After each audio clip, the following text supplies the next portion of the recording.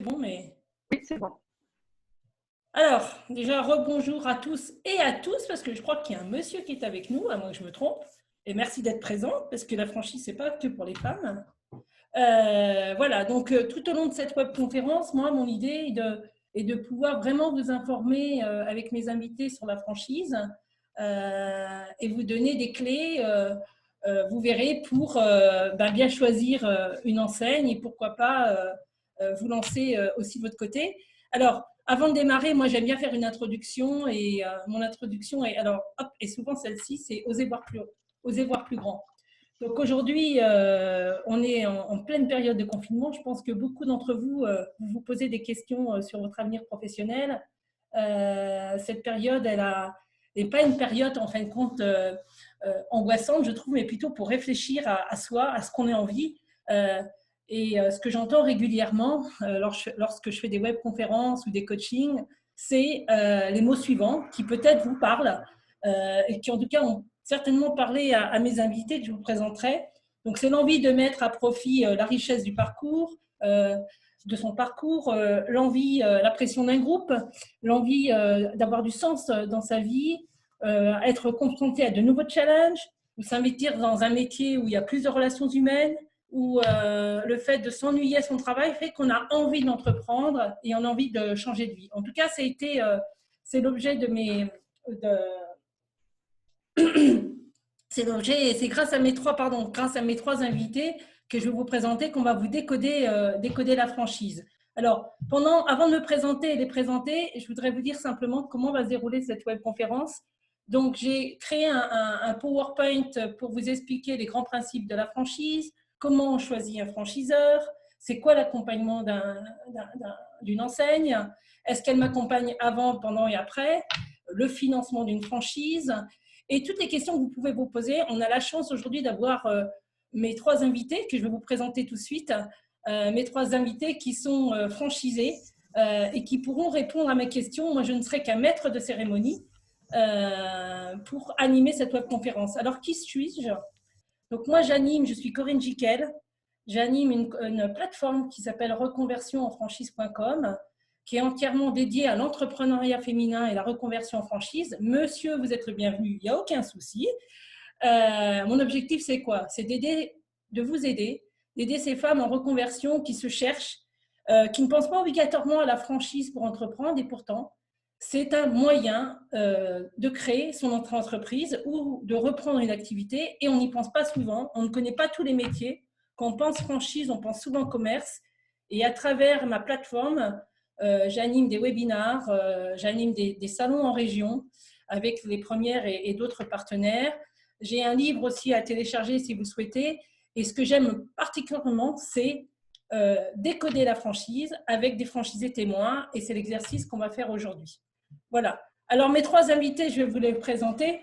Trois femmes qui ont décidé, elles aussi, d'entreprendre, qui étaient à votre place, qui ont eu certainement des doutes.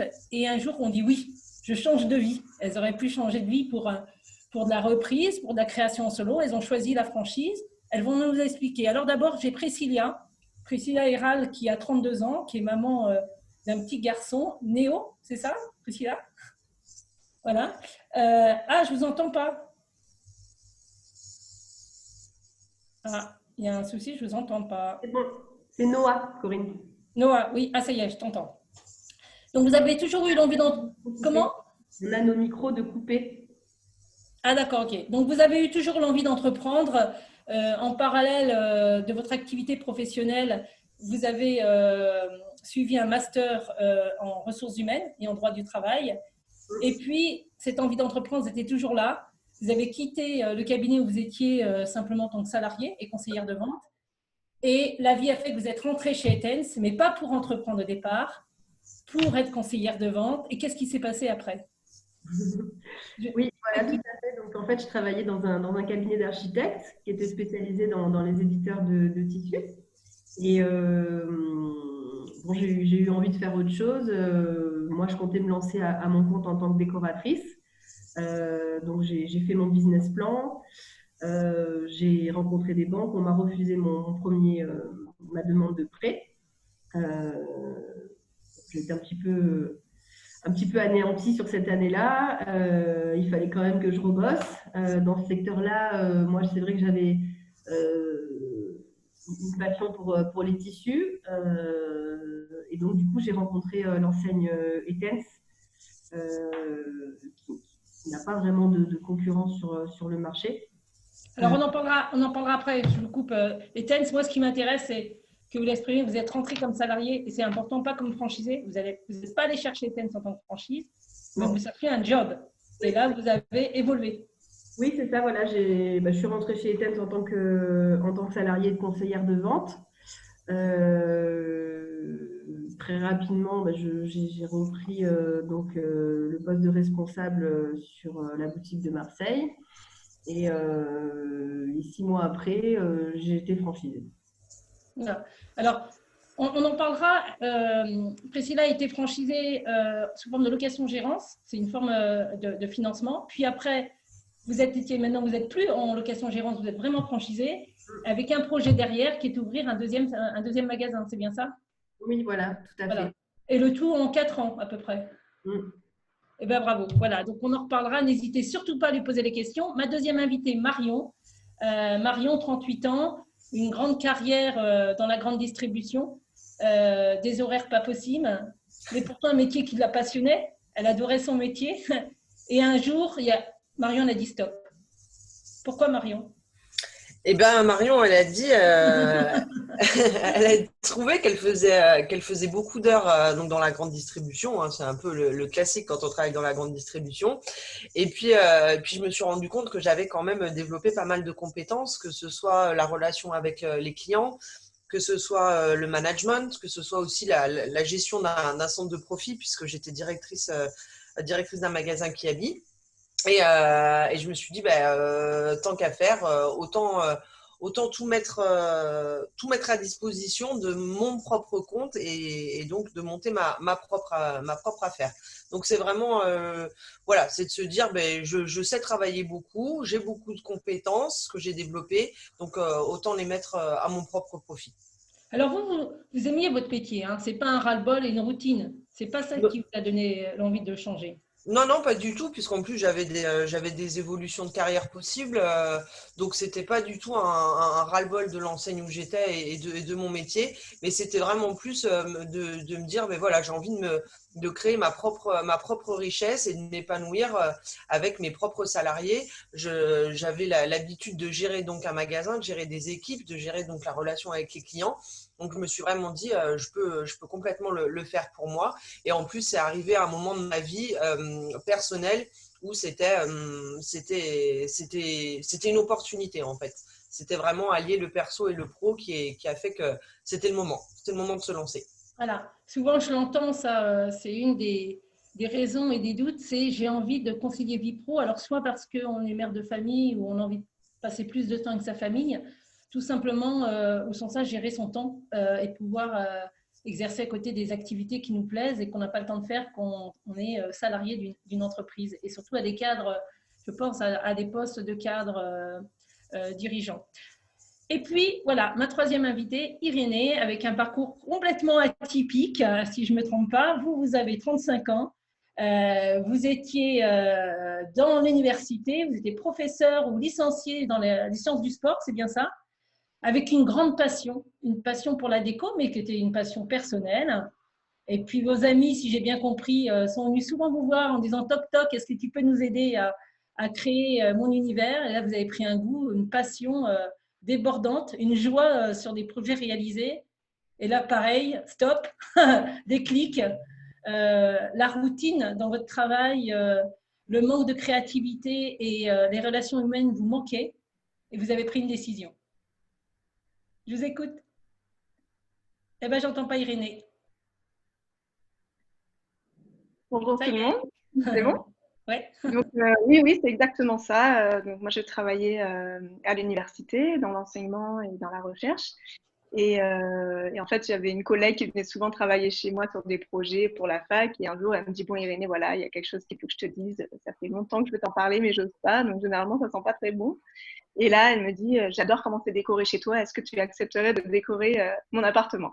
Et donc, c'était mon tout premier projet déco sans trop m'en rendre compte à ce moment-là. C'était le début, en fait, d'un déclic. Et donc, j'ai adoré chaque étape de ce projet. Ensuite, elle était super satisfaite. Elle a invité tout le monde. Ses amis m'ont également appelée ensuite. Et en fait, comme ça, de fil en aiguille, je me suis retrouvée à devenir décoratrice sans trop avoir de formation, donc ce qui me gênait un petit peu. Et donc, c'est là où j'ai décidé de faire une reconversion, de me former du coup, et puis de faire de ma passion mon métier. Alors moi, j'ai quand même une question. Alors n'hésitez pas à poser des questions, hein. J'ai une question à vous poser, Marion et Irénée, c'est même Priscilla, c'est est-ce que entre le moment où je dis j'ai une idée, j'ai envie de partir, j'en ai marre, ras-le-bol de la routine, et le moment où on y va, il s'est passé combien de temps, Irénée? Moi, ça a été relativement rapide. Il a dû se passer 8 mois environ. Je trouve que c'est rapide, après tout est relatif. C'est vrai que moi, travaillant à l'université, un peu ma deadline, c'était la rentrée. C'est-à-dire que si je m'engageais sur une autre année scolaire, voilà, je perdais encore pas mal de mois. Donc, c'est ce qui m'a un petit peu brusqué, on va dire, ou accéléré dans ma décision. Et vous, Marion? Alors moi, je pense que ça a été encore plus rapide parce que en 6 mois, grand max, l'histoire a été bouclée entre l'idée qui a germé et la signature du contrat de franchise. Il y a eu même pas 6 mois. Ouais. Mais on ne part pas d'un grand groupe comme ça. Donc, vous avez eu un licenciement économique. Comment vous avez procédé? En fait, vu que j'avais de très bons rapports avec mes supérieurs et ils ont complètement compris ma démarche, ça a été un licenciement, mais ça a été arrangé. Donc, même si ça s'est fait vite, j'ai quand même, on a eu le temps de trouver mon remplaçant. J'ai eu le temps de faire une passation, donc tout s'est fait de manière hyper fluide. Et Priscilla, donc vous, c'est un peu différent, mais toutefois, vous étiez salarié, vous avez, même si vous aviez derrière la tête cette envie d'entreprendre, être responsable d'un magasin, c'est bien déjà. Pourquoi continuer? Pourquoi se dire, allez, j'y vais? Surtout qu'il faut trouver des financements. Le déclic, il a été rapide? Le déclic, en fait, il a été rapide. Quand j'ai rencontré Etens, j'ai tout de suite été honnête avec eux en leur disant que moi, je voulais créer ma propre affaire. C'est à ce moment-là qu'on m'a présenté la franchise. Je suis rentrée chez eux en tant que salariée, mais positionnée sur un projet de franchise. Au départ, il était donc situé sur une implantation dans le Var. Moi, je travaillais à Marseille. Et en fait, j'ai repris Marseille un an après. D'accord. Donc, c'est à la fois une création, mais c'est aussi une reprise puisque vous connaissiez déjà le magasin, quoi. Oui. Et vous aviez la clientèle. Alors, pour entreprendre, il faut choisir son métier, on en a parlé un peu. Moi, c'est quelque chose qui est hyper important à mes yeux avant de se dire je vais choisir une enseigne. Les femmes qui viennent me voir ou les hommes se disent c'est quoi une enseigne rentable? Qu'est-ce que je peux faire en franchise? Avant de se poser ce genre de questions, c'est qu'est-ce que j'ai envie de faire et qui suis-je? Quels sont les métiers qui peuvent m'intéresser? Est-ce que j'ai envie d'une activité de commerce ou est-ce que j'ai envie aussi d'une activité de conseil? Est-ce que j'ai envie de vendre des produits ou des services? Est-ce que c'est la clientèle de particuliers qui m'intéresse ou plutôt la clientèle d'entreprise? Ou est-ce que tout simplement c'est les deux? Et donc ça existe aussi une activité où on vend aux entreprises et on vend aussi aux particuliers.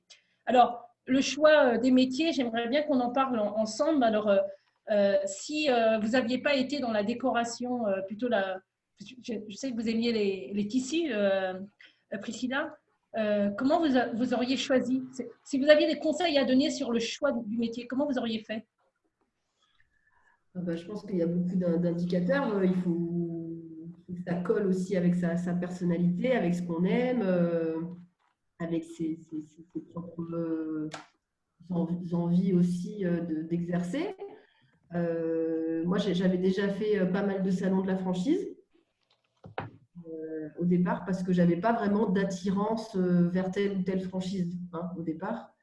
Il s'est trouvé que moi j'adore la déco, j'adore les tissus, donc en effet ça a été le coup de cœur avec cette enseigne-là, mais je pense aux gens qui sont en reconversion, c'est difficile au départ de se poser la question qu'est-ce que j'aimerais bien faire du coup, même si je choisis la franchise.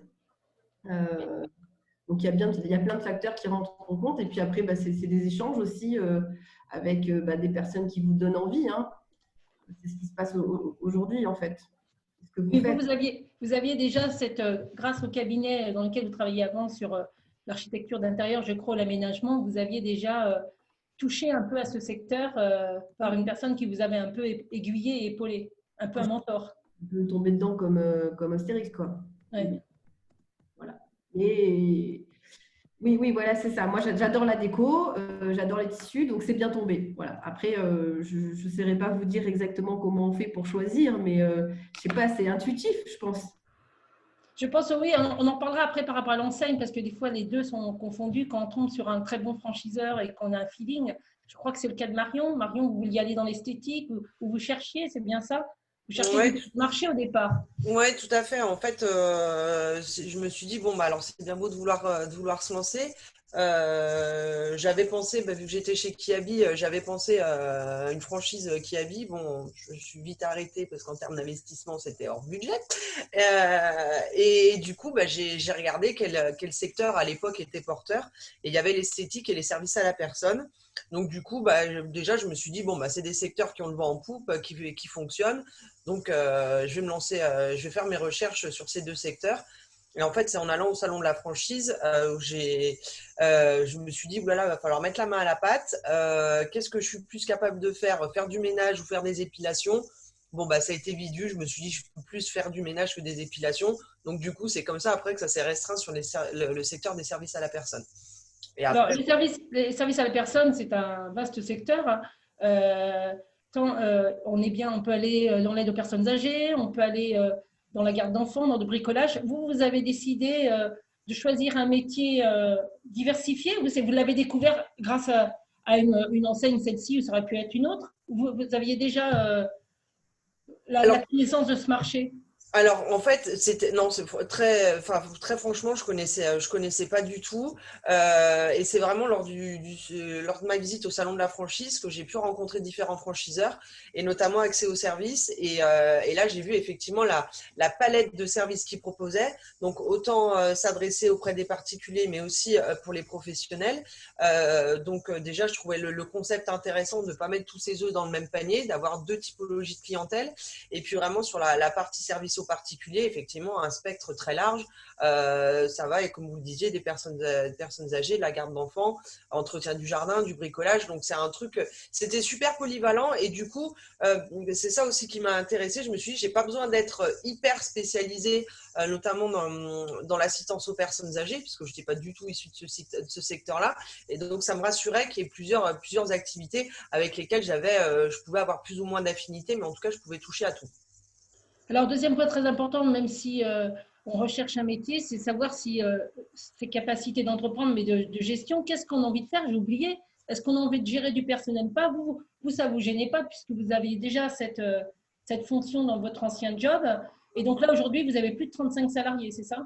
Oui, tout à fait. Tout à fait. Donc, moi, c'est vrai que je me suis plus tournée. Je voulais vraiment trouver un métier dans lequel je pourrais transposer mes compétences. Et effectivement, chez Kiabi, je gérais déjà des équipes. Donc, je me suis dit, bon, ça, c'est bon, ça, je sais faire. La partie RH, ça, c'est bon. Donc, ça ne m'a pas du tout dérangé d'aller vers un métier de service où je savais que de toute façon, il y allait avoir de la gestion de personnel. Au contraire, je me suis dit, je vais pouvoir m'appuyer dessus, ça va être un de mes piliers. Je reviens. Merci en tout cas. Juste que je reviens sur Priscilla, une petite précision. Etense est une. Souvent, les gens qui connaissent Etense voient Etense comme une boutique de vente de tissus pour les fenêtres et les stores. Mais en fin de compte, ce n'est pas que ça, Etense. Qu'est-ce qui vous avez apprécié parce qu'il y a, comme vous veniez d'un cabinet de décoration, vous recherchiez autre chose que du commerce, la vente de produits? Oui, quand j'ai décidé de me franchiser, en tout cas, c'est ce que je me suis dit. Moi, j'avais connu déjà au départ le service à domicile, puisqu'on se déplaçait beaucoup déjà chez les clients. Et c'est le plus de l'enseigne, c'est de pouvoir vous conseiller directement chez vous. Ok, donc c'est On est en boutique dans votre activité, mais en plus, on fait du conseil, soit dans le magasin, soit à domicile. Oui, tout à fait. Voilà.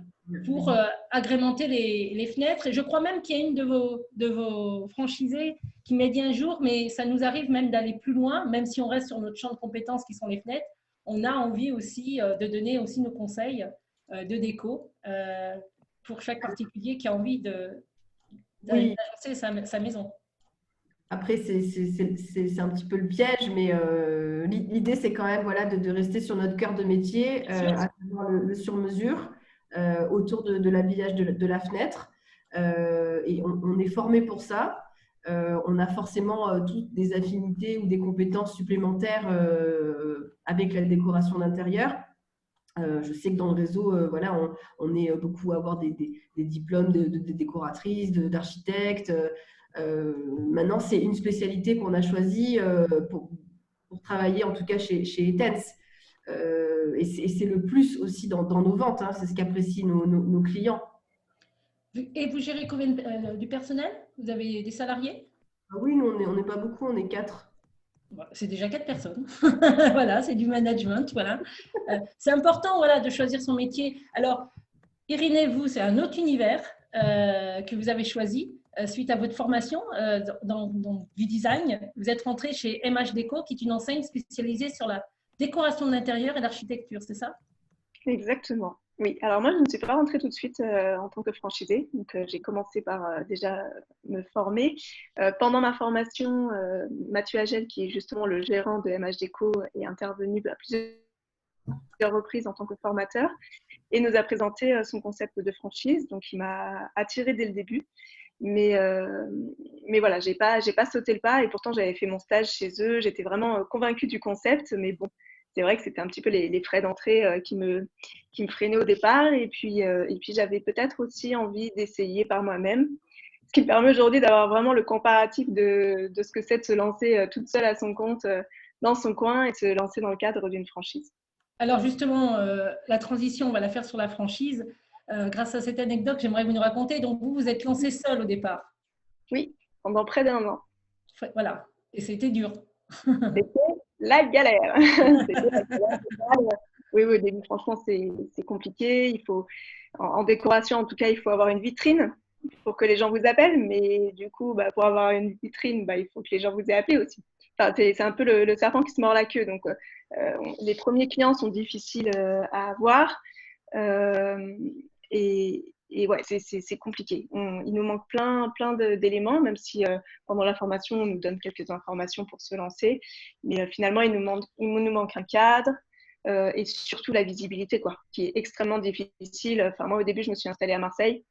Vous imaginez bien que je n'étais pas la seule décoratrice dans le coin. Et c'était vraiment difficile d'être visible et d'avoir des appels et de pouvoir en fait avoir ces premiers fameux projets qui vous permettent après de mettre en place une vitrine, un site web, etc. Et puis après, faire aussi en sorte que le bouche-oreille fonctionne, etc. Enfin, les départs sont quand même pas faciles. Ça a été ça la motivation aussi d'aller vers une franchise, c'est de ne pas être seul et d'être accompagné. Oui, tout à fait. Tout à fait. Il y avait plusieurs motivations, mais une des principales motivations, c'était de ne pas être seule et voilà, de se sentir aussi dans un groupe, de rencontrer des personnes qui étaient un peu dans les mêmes problématiques que vous, mais à la fois qui ne sont pas vos concurrents. Donc, parce que bon, c'est sûr que quand on essaye de demander des conseils à d'autres décorateurs d'intérieur, architectes d'intérieur, ils nous considèrent comme un concurrent, donc pourquoi est-ce qu'ils vous aideraient? Alors que dans le cadre d'une franchise, on est dans la mesure où on a chacun nos zones de chalandise, on n'est pas du tout concurrents, on est collègues et il y a énormément d'entraide. Et ça, c'est quelque chose qui est vraiment appréciable. Alors, on en parlera tout à l'heure de l'accompagnement du franchiseur. Juste par rapport à l'association Les Premières ou d'autres accompagnateurs, est-ce que vous avez eu besoin, toutes les trois, pour vous aiguiller, vous accompagner, d'avoir recours à une association, à une chambre de métier, à une chambre de commerce ou vous êtes débrouillée toute seule? Marion? Moi, je me suis débrouillée toute seule. Après, j'ai mon franchiseur quand même qui a été là énormément en soutien. Donc, mais après, je voulais quand même aussi me faire mon propre avis et ne pas croire non plus tout ce que le franchiseur me disait. Donc après, je suis allée chercher des infos. J'ai fait ma propre étude de marché. Après, j'ai chopé les infos à la CCI. Enfin voilà, je me suis à la Chambre des métiers. Enfin voilà, j'ai vraiment fait comme une étude de marché enfin voilà, je suis allée collecter mes informations et j'ai vu, j'ai pu constater par moi-même ce que le franchiseur m'avait déjà dit. Mais sinon, après, j'ai vraiment tout fait moi-même.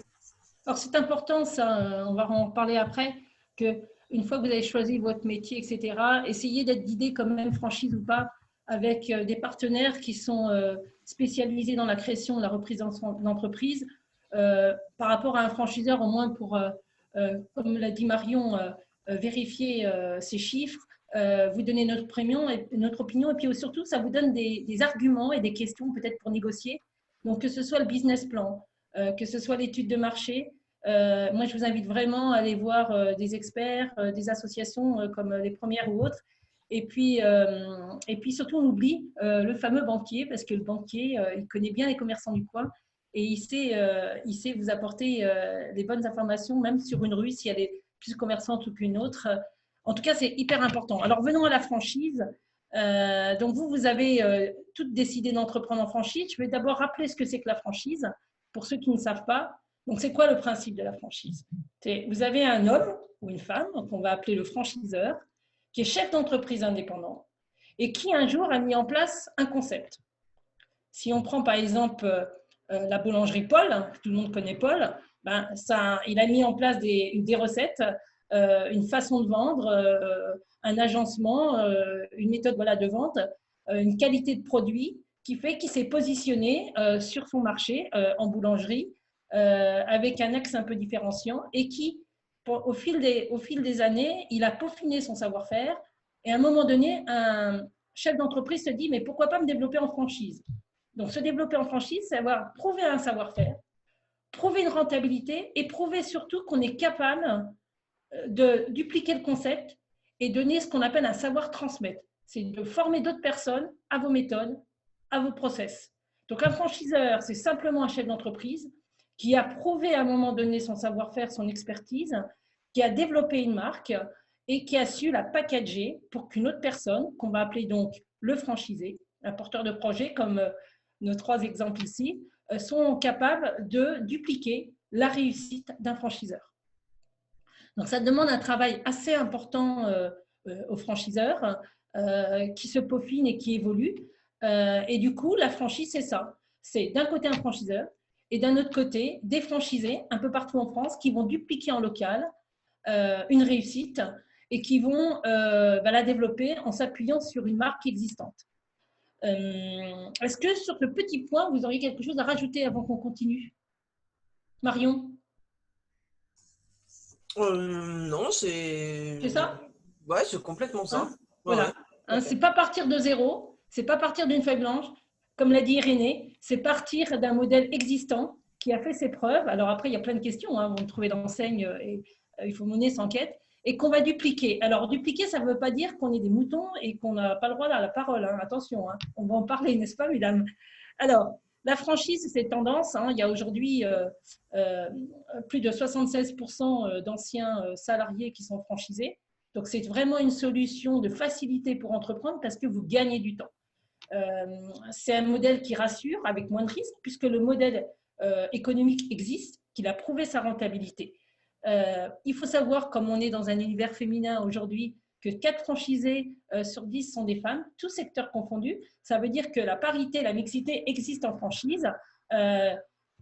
Malheureusement, elle ne sera pas là, mais si vous allez dans la conférence de 17h, on avait une franchisée de chez Midas qui vient aussi s'exprimer sur son parcours de conversion, qui a 3 points de vente Midas. Donc, on peut aller dans des métiers techniques, des métiers qui, en général, on considère qu'ils sont plutôt réservés aux hommes. Eh bien non, en franchise, on peut tout apprendre. On peut se lancer dans n'importe quelle activité. Et puis, 81% des franchisés qui ont été formés sont très satisfaits de leur formation initiale qui leur permet d'apprendre ce nouveau métier. Alors, ces chiffres, ils ont été diffusés par l'enquête. Tous les ans, il y a une enquête, l'enquête de la Fédération française de la franchise, qui est initiée par la Banque Populaire, qui est un des les partenaires financiers de la franchise. Donc la franchise, voilà, donc c'est vraiment un modèle tendance qui rassure pour entreprendre avec moins de risques. Alors ça représente énormément de réseaux. J'ai envie de dire presque tous les jours, il y a un réseau qui meurt et qui se crée. Donc il y en a à peu près, maintenant c'est pas 1900, il doit y en avoir 2000 à peu près. Il y a une fédération qui s'appelle la fédération de la franchise. Et donc moi j'ai voulu vous classifier un peu des secteurs. Donc c'est vrai que 54%, pendant longtemps, la franchise, on considérait la franchise de commerce. Donc ce sont les boutiques, que ce soit dans le prêt-à-porter, dans la bijouterie, alors même Etense est dedans dans l'habillement de fenêtre, que ce soit l'alimentaire, les grosses enseignes comme Connaît, comme Darty, McDo, etc. Ce sont des commerces. À côté de ça, on a une activité de service. Donc, tout ce qui est multiservice à domicile, la garde d'enfants, Axéo pour le multiservice à domicile, mais ça peut être aussi des jeux personnalisés, des histoires personnalisées pour enfants avec Mon Monde à moi, ça peut être du rachat de crédit, ça peut être du coaching en sport ou pour mincir, ça peut être aussi des cours particuliers pour les ados et les enfants. Et puis, on a les services en B2B. Alors, beaucoup moins connus. Ça peut être du travail temporaire. D'ailleurs, je vous invite à aller à la webconférence tout à l'heure aussi à 17h. Il y aura une franchisée de Temporis. Ça peut être de la logistique, du transport. Avec Ulysse Transport, ça va être du transport de personnes handicapées. Donc là, l'activité, c'est de gérer du transport de personnes avec des institutions. Ça peut être de l'affichage publicitaire. Bref, il y a énormément de métiers en franchise. Donc, je vous invite vraiment à découvrir ces marchés. Alors, soit sur le site Reconversion Franchise, mais j'en ai très peu parce que je ne travaille pas avec toutes les enseignes, c'est mon choix.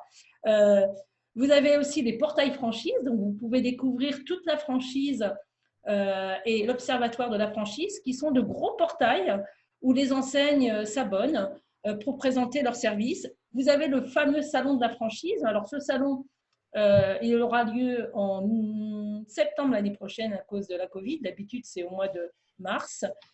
Sur Lyon, et ça a lieu au mois d'octobre, il est passé. Et puis, moi, j'organise aussi des événements en ligne, le prochain étant janvier, si ça vous intéresse, en Seine-et-Marne. Donc, la franchise, voilà, c'est un vaste milieu avec beaucoup d'activités, des activités qu'on peut entreprendre en solo, comme chez MH Déco, ou gérer du personnel, ou encore tenir une boutique. Alors, moi, j'aime bien dire pourquoi la franchise plaît aux femmes, parce que bon nombre, et je l'ai encore prouvé cette semaine, bon nombre de femmes qui veulent entreprendre, elles ont des freins. Et la franchise, pour moi, c'est un levier à ces freins. Alors, tout le monde ne se ressemble pas, mais ça permet de créer son activité sans être isolé, puisqu'on a le franchiseur qui est derrière avec une équipe. Ça permet de gagner du temps, puisqu'on va nous apprendre un nouveau métier. Donc, quel que soit votre diplôme, à part certains métiers, par exemple, on revient à MH Déco, il faut quand même, on est d'accord, Irénée, une formation du designer ou de décorateur, ou si vous voulez aller dans la coiffure, ben vous allez embaucher une personne qui a le diplôme, mais vous serez vous le manager. Donc, la facilité de la franchise, c'est de développer un centre de profit, on va appeler ça comme ça, en apprenant un nouveau métier et en s'entourant ou pas d'une équipe qui sont vos salariés. Ça permet de gagner du temps puisque vous allez apprendre tous les process. Par exemple, si on va dans les services à la personne, en particulier l'aide aux personnes âgées ou la garde d'enfants à domicile, en tant qu'entrepreneur solo, vous allez être obligé de présenter vos aptitudes et votre dossier à un organisme qu'on appelle la directe. Eh bien, c'est compliqué. C'est très compliqué de monter ce type de dossier. En franchise, vous êtes sur des rails puisque le franchiseur, depuis qu'il a ouvert, a construit ce dossier. Et c'est quand même une facilité pour avoir l'agrément. Alors là-dessus, je vais tendre une perche à Marion. Est-ce que là-dessus, vous avez travaillé pour les personnes âgées, Marion? Vous travaillez, pardon. Mais je rejoins complètement ce que vous dites parce que en fait le secteur des services à la personne est hyper réglementé, donc pas sur les prestations qu'on appelle de confort, hein, tout ce qui est ménage, jardinage, là il y a quand même un dossier à monter pour les avantages fiscaux que bénéficient nos clients.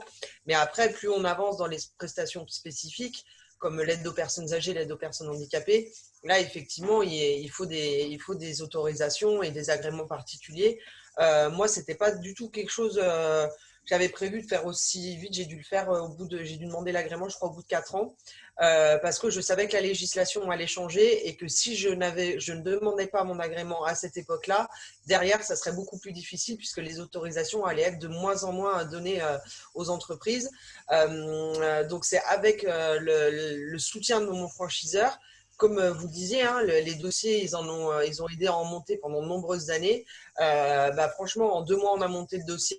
Au moins, ça a été fait. Après, charge à moi ou pas de développer cette activité. Je l'ai fait un peu plus tard, parce qu'à l'époque, je ne me sentais pas encore assez capable de le faire.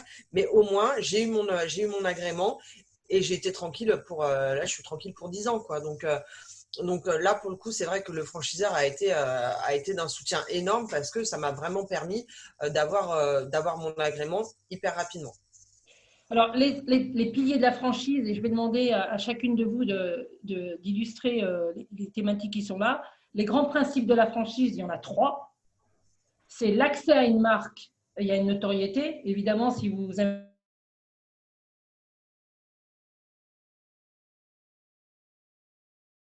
investissez chez Darty, c'est sûr d'avoir de la clientèle parce que la marque, elle est connue. Mais ce n'est pas parce que c'est une enseigne connue que c'est une bonne enseigne. Hein. Une jeune enseigne peut être aussi très intéressante. Donc ça, c'est toute la difficulté de choisir l'enseigne. 2, c'est l'accès à un savoir-faire par la transmission du savoir et par la formation.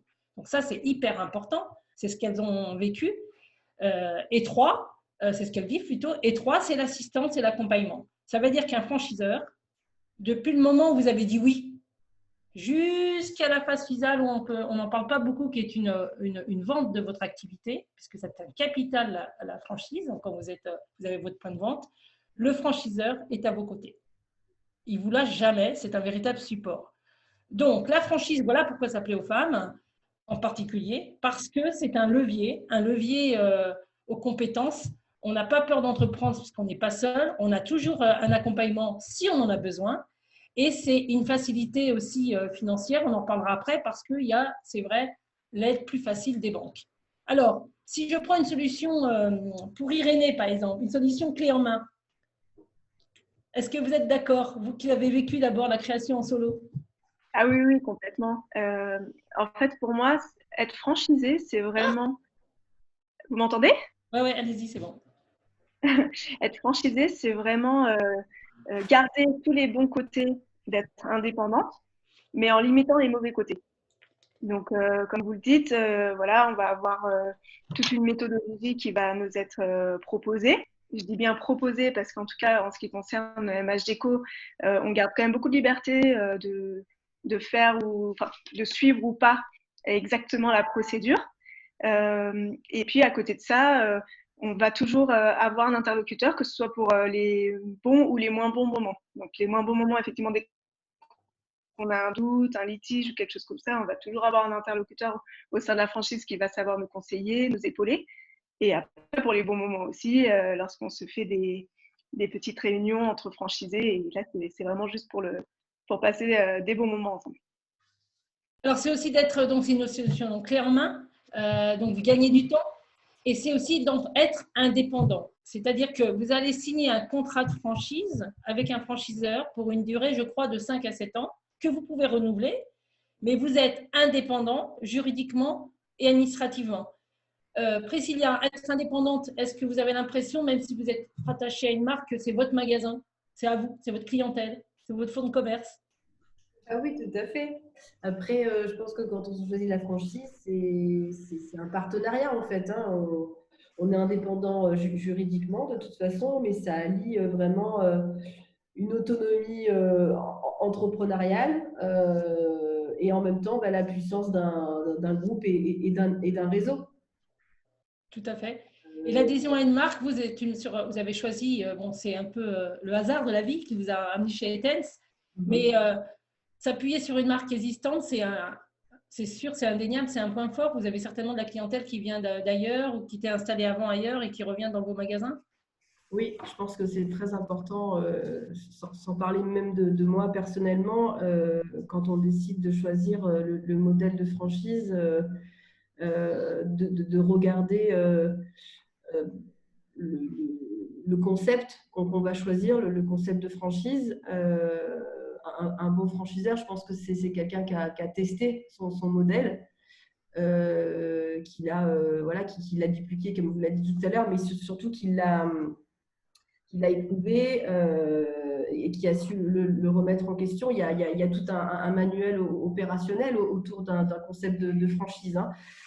Donc, quand on décide de signer un contrat, moi, en tout cas, la question que je me suis posée au début, c'était surtout, je vais répondre en même temps à une question qui est posée là dans les discussions, c'est de me demander est-ce que je suis capable d'appliquer des règles qui ont été créées en fait au départ et qui ne sont pas les miennes. C'est un peu la différence avec un indépendant. Je vais être mon propre patron, mais en même temps, je vais devoir suivre tout un processus qui est déjà écrit. Oui, voilà. tout à fait. C'est important de le souligner, mais c'est ce qui fait aussi la réussite de nos franchises aujourd'hui. Hein. Tout à fait. Alors, toutes les questions, j'y répondrai. Je vois les questions, j'y répondrai après. La franchise, l'adhésion à une marque. Je vous donne une anecdote tout à fait idiote, mais j'ai trouvé ça très vrai. Quand vous êtes chez Midas et qu'il y a une publicité à 20h le soir après le journal ou à 20h30, je suis sûre qu'un franchisé dans son coin ou un indépendant ne pourrait jamais se payer une pub Midas. Voilà, sur TF1. Et c'est ça aussi la force de la franchise, c'est vous donner l'accès à des moyens qu'on ne peut pas obligatoirement seul. C'est vous faire gagner du temps. Quand vous êtes là, en cette période de confinement, quand vous êtes dans les services à la personne, comme c'est le cas de Marion, et ben, l'accompagnement du franchiseur pour les gants, pour cette histoire de masque, etc., je pense qu'il s'était vraiment là. Il y a un lobbying derrière qui est important, que vous, seul, en tant que créateur, vous ne pouvez pas, à moins d'avoir beaucoup de moyens pour embaucher quelqu'un qui s'occupe du juridique, de la RH, etc. Dans l'accompagnement, Marion, qu'est-ce que vous en pensez ? Oui, alors moi j'ai vraiment. Ça fait 9 ans, hein. Rappelons, ça fait 9 ans que vous êtes. Ouais, ça a fait 9 ans au mois de septembre. Donc j'ai d'abord signé un contrat de franchise de 5 ans et c'est tout naturellement que je l'ai renouvelé pour 7 ans. Je me suis même pas posé la question de me dire je sors de la franchise ou pas. Pour moi, je ne ferai jamais ce métier toute seule. J'ai vraiment la chance d'avoir un franchiseur qui est là autant pour fêter les bons moments, parce qu'on est vraiment un réseau, on aime bien fêter les bons moments, c'est assez convivial et très familial. Bien qu'il y ait plus de 250 agences maintenant sur toute la France, l'esprit convivialité et l'esprit familial est vraiment resté. Donc pour les bons moments, mais aussi dans les moments les plus durs, comme vous l'avez dit tout à l'heure pendant le confinement, où là j'ai une tête de réseau qui a travaillé sans relâche, alors qu'ils bossent déjà beaucoup, mais alors là ça a été, je pense qu'ils ont mis encore les bouchées doubles parce que ils étaient vraiment derrière nous et ils étaient là pour nous soutenir. Ils ont même proposé des solutions financières. Ils étaient là pour nous apporter un soutien psychologique et ils nous ont préparé à la reprise, en fait, pendant toute la durée du confinement. Toute la tête de réseau a préparé cette reprise. Donc, c'est-à-dire que quand on a été déconfiné, qu'on a pu recommencer à travailler le 11 mai, on était déjà prêt. La communication était prête, les protocoles étaient prêts, on avait tous les équipements à disposition et on a pu reprendre notre activité. Pas comme si de rien n'était, mais en tout cas, on était prêt à y aller, quoi. Donc, pour moi, cet accompagnement, je ne le remettrai jamais en question parce que je n'ai jamais vu un franchiseur comme ça. En tout cas, alors, je vous rassure, ma chère Marion, il y en a beaucoup qui sont comme ça, et tant mieux, en tout cas les bons. C'est pour ça qu'on va revenir là-dessus sur le choix du franchiseur. C'est hyper important de poser plein de questions. Donc, une franchise, c'est ça, c'est être indépendant, mais pas être isolé. C'est de bénéficier d'un savoir-faire, on va en parler juste après, d'une formation, d'une équipe, d'un certain nombre d'outils, de process pour vous faire avancer. L'intérêt du franchiseur, c'est pas simplement avoir une redevance, comme certains le disent, simplement, c'est ils prennent notre argent, pas du tout. Cet argent, il sert à vous accompagner et à aller beaucoup plus loin. Et puis, on l'oublie, la franchise, c'est quand même une démarche collaborative. Ce n'est pas un franchiseur dans sa tour d'ivoire et puis en dessous les franchisés qui ont investi. C'est une équipe, un groupe. Ils organisent des séminaires. Je crois chez Etens, vous participez au choix des tissus. Il y a des commissions sur le choix des tissus et des tendances, Priscilla. Elle a disparu. Hop, Priscilla a disparu. Bon, c'est pas grave. Vous m'entendez là? Allô? Ah, il y a des bugs. Allô, allô? Oui, moi je vous entends bien. Ah, ok. Est-ce que Priscilla est là? Je la vois plus dans la liste. Elle a dû peut-être être déconnectée. Ok. Eh bien alors, Marion et Irinée, est-ce que Irinée, vous qui êtes dans la franchise depuis peu de temps, toutefois chez MH Déco, vous participez à des commissions sur le recrutement, par exemple? Oui, tout à fait. Je suis l'interlocutrice pour le recrutement. Donc, s'il y a des personnes, d'ailleurs même parmi vous, hein, qui avaient des questions et qui peut-être aimeraient bien rentrer chez MH Déco, je peux vous laisser mon numéro de téléphone et ça sera avec plaisir pour qu'on échange de manière un petit peu plus personnelle. Mais après, oui, ce que je voulais dire, c'est au-delà de ça, chez MH Déco, c'est ce que je voudrais entendre de votre bouche, si je ne me trompe pas, c'est que chez eux, il y a des commissions communication, des commissions sur le recrutement, sur le développement de l'enseigne. Vous travaillez en groupe? On travaille en groupe. Bon, la tête de réseau fait une grosse partie du travail parce que voilà, nous, on est censé être là pour faire plutôt de la décoration. Mais en tout cas, c'est vrai que chez les franchisés, s'il y en a qui ont envie de s'investir un petit peu plus, ils sont vraiment conviés voilà, à prendre certaines décisions, à faire évoluer la marque ou à créer des outils supplémentaires pour aider les autres franchisés. Donc, il y a vraiment cet esprit oui, de groupe et voilà, c'est une collaboration un petit peu de tout le monde. La tête de réseau, bien sûr, drive le tout, mais même au sein des franchisés, il y a certains éléments moteurs qui servent aussi à améliorer le service, on va dire, de la franchise. Alors, comme Priscilla n'est pas là, je pense que dans la dynamique de groupe, Si, elle est revenue. Elle est revenue. Elle est revenue. Alors, je ne la vois pas. Ben, merci. Priscilla, je posais la question, est-ce que vous participez chez Etens à des groupes de travail au-delà de votre métier, votre activité en local? Oui, tout à fait. Voilà, il y a des comités qui sont organisés tout au long de l'année sur des thématiques. Et donc, des franchisés sont invités à ces ateliers participatifs et collaboratifs. Ouais. Alors, très bien. Alors, rentrons dans le vif du sujet. Alors, l'assistance du franchiseur. Une fois qu'on a choisi, après on reviendra sur comment choisir un franchiseur, mais une fois qu'on a choisi sa franchise, il y a 3 grandes étapes. Donc, au départ, vous avez trouvé votre franchiseur, vous avez signé, on en reparlera tout à l'heure, ce qu'on appelle un DIP, un document précontractuel, et vous êtes prêt à vous lancer.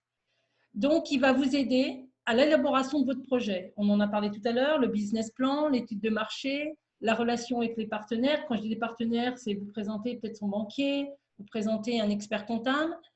C'est une aide à la recherche donc, et à la validation de l'emplacement. Et puis, la fameuse formation initiale pour vous et éventuellement pour un ou deux de vos salariés avant que vous démarrez. Est-ce que sur ces points-là, Marion, vous auriez quelque chose à rajouter en tant que conseil pour aider les personnes présentes? Sur la partie en amont? Oui, en amont, oui. Ouais. Alors après, moi, ce que j'ai un peu tendance à dire, c'est que le franchiseur, effectivement, a souvent des partenaires, comme vous le disiez très justement, des cabinets comptables, des assureurs. Alors au début, moi, j'ai fait ce choix-là par simplicité hein, aussi de me tourner vers ceux qui étaient proposés par mon franchiseur. Et au final, je trouve que quand même, c'est beaucoup mieux d'avoir ces partenaires-là, donc qui sont le comptable, qui sont l'assureur, qui sont le banquier, de les avoir en local, parce que pour moi, là, la relation, elle est, c'est des personnes qui vont être tellement importantes tout au long de la vie de notre entreprise que le contact local, pour moi, est important. Alors, c'est vrai à mon sens, hein, après, je ne dis pas que c'est la meilleure des solutions, mais en tout cas, moi, c'est celle qui me semble la mieux. Et après, comme on le disait, je l'avais dit tout à l'heure, le franchiseur nous remet le DIP. Voilà. Vérifier les informations qui nous sont données pour pas croire forcément tout ce qu'on nous dit et vraiment se rendre compte par soi-même des informations qui nous sont données. Alors, petit détail, peut-être vous l'avez compris, on est on est indépendant, ça veut dire qu'on crée une société, une SASU ou une URL? Moi, j'ai créé une SARL. J'ai créé SARL, ok. Priscilla, vous avez créé une quoi? Une EURL, moi. URL. Et Irénée? Moi, ça fait pas très longtemps, je suis auto-entrepreneuse encore pour le moment. Mais, Pour l'instant, vous êtes auto-entrepreneur, ok. Alors, certainement ouvrir une SASU. Voilà, ok. Oui, parce qu'on peut pas être, normalement, on ne peut pas être auto-entrepreneur et franchisé, mais ça dépend des activités. Irénée travaille de chez elle et on est indépendant, donc c'est un peu différent. Ok. Me revient une idée sur le choix, sur l'aide aux franchisés. Est-ce que vous étiez, Priscilla, quand vous êtes lancée en franchise, vous êtes passée, à vous, c'est particulier parce que vous étiez en location-gérance. Oui. Voilà. Donc, ça veut dire que vous êtes inscrit comme indépendant, mais le fonds de commerce, vous étiez en partenariat avec le franchiseur. C'est bien particulier, ça. Alors, le contrat de franchise donc, est vraiment à part. Et en même temps, j'ai donc signé un contrat en location-gérance. Ça veut dire que donc, je louais le fonds de commerce pour pouvoir l'exploiter. Ça, c'est une formule qui existe sur certains franchiseurs comme chez Tense, qui est une sorte de tremplin et d'aide quelque part quand on n'a pas les fonds nécessaires. C'est bien ça? Oui, c'est un gros tremplin. C'est un gros tremplin. Oui, c'est un tremplin financier quand on n'a pas l'apport au départ pour pouvoir acheter son fonds de commerce. Moi j'étais jeune, j'avais pas de sous. Et puis comme Irénée, j'ai voulu me lancer toute seule à mon compte, sauf que voilà, le retour à la réalité fait un petit peu mal, quoi. Voilà. Donc quand on m'a proposé la location-gérance, moi je l'ai vu voilà, surtout comme une voie une facilité pour entreprendre. Oui. Je pense que de toute façon, j'aurais pas pu faire autrement si j'avais pas eu la location-gérance. Et j'en serais pas là aujourd'hui. Hein. Alors, tous les franchiseurs ne le font pas, mais certains, il faut poser la question des pactes d'associés. Donc, le principe de la location-gérance, arrêtez-moi si je me trompe, c'est le fait que le franchiseur, pendant un certain temps, ça peut durer longtemps même, investir votre place dans le fonds de commerce, c'est ça? Oui, tout à fait. Donc moi, pour ma part,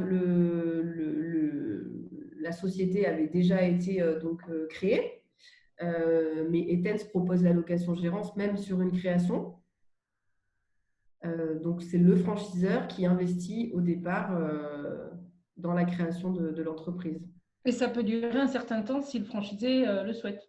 Oui, il y a des franchisés qui ne souhaitent pas investir dans leur fonds de commerce, mais qui ont quand même cette envie d'indépendance. Oui. Je pense que c'est une question qu'on peut poser quand vous rencontrez des enseignes, leur mode de fonctionnement au départ pour rentrer dans la franchise.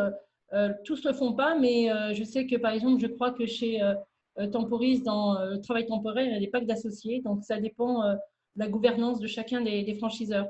Je reviens sur en amont. Est-ce qu'on peut faire une période d'immersion avant de choisir son enseigne? Marion, est-ce que vous avez testé avant chez un des franchisés votre activité avant de vous dire j'y vais? Alors, avant de signer, non, mais parce qu'en fait, je sais pas, j'ai pas eu besoin d'aller voir, mais maintenant ça se fait beaucoup et moi je reçois on reçoit beaucoup d'appels, comme le disait Irénée tout à l'heure. Les gens, les candidats à la franchise nous appellent et on les renseigne et il y en a qui peuvent venir effectivement passer quelques jours en agence pour voir comment ça se passe. Nous, la période d'immersion chez Axéo, elle se fait, mais une fois que la formation est terminée, pour vraiment mettre en application, une fois je dirais la partie théorique, on va mettre en pratique en agence. Voilà. Alors, donc voilà, des périodes d'immersion, ça dépend encore une fois de la gouvernance et de la stratégie des enseignes. Certains, c'est juste avant pour être sûr que la personne ne se trompe pas de métier. Donc, ça peut durer une journée, 2 jours. Ça se passe chez les franchisés, voire une semaine. En restauration, par exemple, c'est beaucoup plus longtemps qu'une journée. Dans la recherche et la validation de l'emplacement, c'est quelque chose j'ai envie de dire, qui se négocie. C'est quelque chose qui est imposé. Comment ça se passe, par exemple? Alors, Je suis désolée, Marion, je vais vous reposer la question, mais avant à Irénée, puisque vous, c'était une reprise quelque part chez Tense, hein, puisque vous aviez déjà la boutique. Irénée, vous vouliez être dans un autre secteur d'activité, un autre secteur géographique, et c'est le franchiseur qui vous a conseillé. Vous pouvez nous raconter un peu cette histoire? Alors, donc moi, j'étais à Marseille quand j'ai débuté, enfin, ouais, la première année. Et puis, quand il a été question enfin de me lancer en franchise, il était possible que je déménage à Briançon, dans les Hautes-Alpes. Donc là, je vous raconte un peu ma vie perso, mais c'est pour suivre mon chéri. Et du coup, j'étais un peu hésitante. Et là, c'est vraiment le franchiseur qui m'a conseillé en me disant, voilà, au vu de la configuration à Briançon, je pense que tu vas mettre du temps à décoller. Par contre, quand tu vas décoller, vu qu'il y a peu de concurrence, bah, ça va bien fonctionner. Mais si tu veux, je te propose de rester à Marseille pour le moment, d'ouvrir ton agence à Marseille. Et comme ça, pendant un moment donné, tu auras les deux. Et au fur et à mesure, quand tu verras que tu commences à avoir quelques projets à Briançon et que ceux de Marseille ne sont pas forcément faciles à gérer, eh ben, c'est pas grave parce qu'il y a plein d'autres franchisés autour à qui je pourrais sous-traiter. Et en revanche, le jour où je peux avoir 100%, enfin, vraiment vivre de mon travail à Briançon, là, on avisera à ce moment-là de ce qu'on fait de l'agence de Marseille. Mais lui, il a vraiment été voilà, apporteur de propositions et de solutions dans cette difficulté que je rencontrais. Alors, il me semble, alors, je ne sais pas si c'est le cas chez Axéo, mais il me semble que quand un franchisé souhaite s'implanter dans un territoire et qu'il a des ambitions de pouvoir réserver et d'être prioritaire sur une zone à proximité de son point de vente, donc c'est intégré dans le contrat. Est-ce que c'est le cas chez Axéo? Vous savez ça ou pas, Marion? Non, alors je crois pas que ce soit, enfin en tout cas que ce soit formalisé. Après, Mais c'est le bon principe, quoi, de poser la question. l'équipe du développement est au courant de si on veut ouvrir plusieurs agences, quels sont les secteurs qui nous intéressent. Donc systématiquement, s'il y a quelqu'un qui vient se positionner sur un secteur, on en discute. On peut revendre des parties de zone aussi. Moi, je sais que ça m'est arrivé quand je me suis implantée, j'avais une très grande zone parce que quand on commence, on se dit ouais, c'est bon, moi je pourrais tout faire. Non, en fait, on se rend compte quand même qu'on rayonne plutôt autour de son agence. Et puis, il y a du boulot. Donc on peut revendre une partie de zone pour qu'un nouveau franchisé vienne s'implanter. L'idée, c'est vraiment de mailler au plus et pas de se dire moi j'ai ma grande zone juste pour le plaisir d'avoir une grande zone et de ne pas l'exploiter. Donc ça se fait vraiment en partenariat avec l'équipe développement du siège. Alors je le disais en amont, on va finir sur cette partie-là, il y a de la formation initiale, mais sachez que pendant toute la période d'activité en franchise, évidemment, il y a des remises à niveau dans certains métiers, par exemple comme l'esthétique, etc. Mais je pense que dans d'autres métiers, il y a toujours peut-être Marion pour les protocoles, etc. Il y a des remises à niveau et il y a des informations et de la formation complémentaire tout au long de l'activité. Deuxième partie, une fois qu'on a signé le contrat et que tout va bien, qu'on a fait la formation, il faut se lancer. Le franchiseur vous aide à l'installation de votre point de vente. Donc là, on parle de signalétique, on parle de… donc ça veut dire qu'il a des fournisseurs. Comment ça a duré combien de temps encore une fois, je suis désolée, hein, mais Marion, puisque Irénée travaille de chez elle et Priscilla a repris un commerce. Donc vous, ça a mis combien de temps à agencer votre local? Ça n'a pas mis très longtemps, puisque moi, alors j'ai signé mon contrat de franchise au mois d'avril. Derrière, donc j'ai quitté quand même aussi mon ancien boulot. J'ai enchaîné sur la formation mois de juillet et le local et l'agence était ouverte au mois de. On fait les travaux début septembre. On était dans les locaux. Très bien. Alors, l'accompagnement du franchiseur au démarrage, il peut prendre différentes formes. Alors, évidemment, il y a la base installée. Il y a un animateur de réseau, sachez en franchise, qui va accompagner le lancement avec de la communication. Vous allez pouvoir accéder à une page en fonction des enseignes, une page web. Ils vont annoncer une campagne média et annoncer votre ouverture. Et puis, chez certains franchiseurs, il y a d'autres initiatives. Par exemple, ça peut être des franchisés du secteur qui vont prêcher la bonne parole, habillés tous aux couleurs de l'enseigne pour annoncer l'ouverture d'un nouveau point de vente. Donc voilà, il faut je vous raconte ces petites anecdotes parce que c'est hyper important quand vous allez en franchise que vous posiez les bonnes questions aux franchiseurs. Quels sont comment vous nous allez m'accompagner en amont? Donc, c'est la première partie qu'on avait vue par rapport au business plan, par rapport à l'étude de marché, par rapport à la recherche de financement. On en parlera après. C'est hyper important. Combien dure la formation? Est-ce qu'il y a des formations complémentaires? Est-ce que mes futurs salariés vont être formés à vos méthodes? Ou est-ce que c'est leur formation, elle me coûte? Est-ce que c'est moi qui la paye ou est-ce que c'est le franchiseur qui investit? Tiens, c'est une question que j'ai envie de poser à Marion, encore une fois, ou tout simplement à Priscilla, tiens, pour changer. Est-ce que vos salariés, vous les avez formés? Et est-ce que ça vous est retombé dessus, entre guillemets, ou c'est le franchiseur qui investit? Comment ça se passe? Alors, le recrutement et la formation, c'est plutôt en interne. Après, on a des supports qui sont mis à disposition par le franchiseur et des formations aussi auxquelles on peut participer. D'accord, mais c'est vous qui payez ou c'est le franchiseur qui paye? Non, ça fait partie du contrat de franchise. D'accord. C'est pareil, Marion, c'est pareil pour vous? Alors, moi, on est quand même sur des métiers hyper terrain. Donc, toutes mes intervenantes donc, qui vont sur le terrain, elles sont formées en interne. Comme Priscilla, on a des supports de formation. Après, par contre, pour mes équipes administratives, là, effectivement, le franchiseur peut organiser en région des formations, notamment sur notre logiciel métier. Et là, on va simplement participer au coût, le repas et puis la location de la salle, mais c'est tout. Après, c'est quelqu'un de la tête de réseau qui descend pour former. Et là, c'est compris. C'est juste, je dirais, sur la partie logistique où on va participer financièrement. Très bien. Donc voilà, on est installé. Si j'oublie des choses, vous me dites, on est installé, on va bénéficier d'outils et puis on va se lancer. Alors, j'ai oublié de vous dire quelque chose qui est important. Alors, je le dis là, j'aurais pu le dire après ou avant.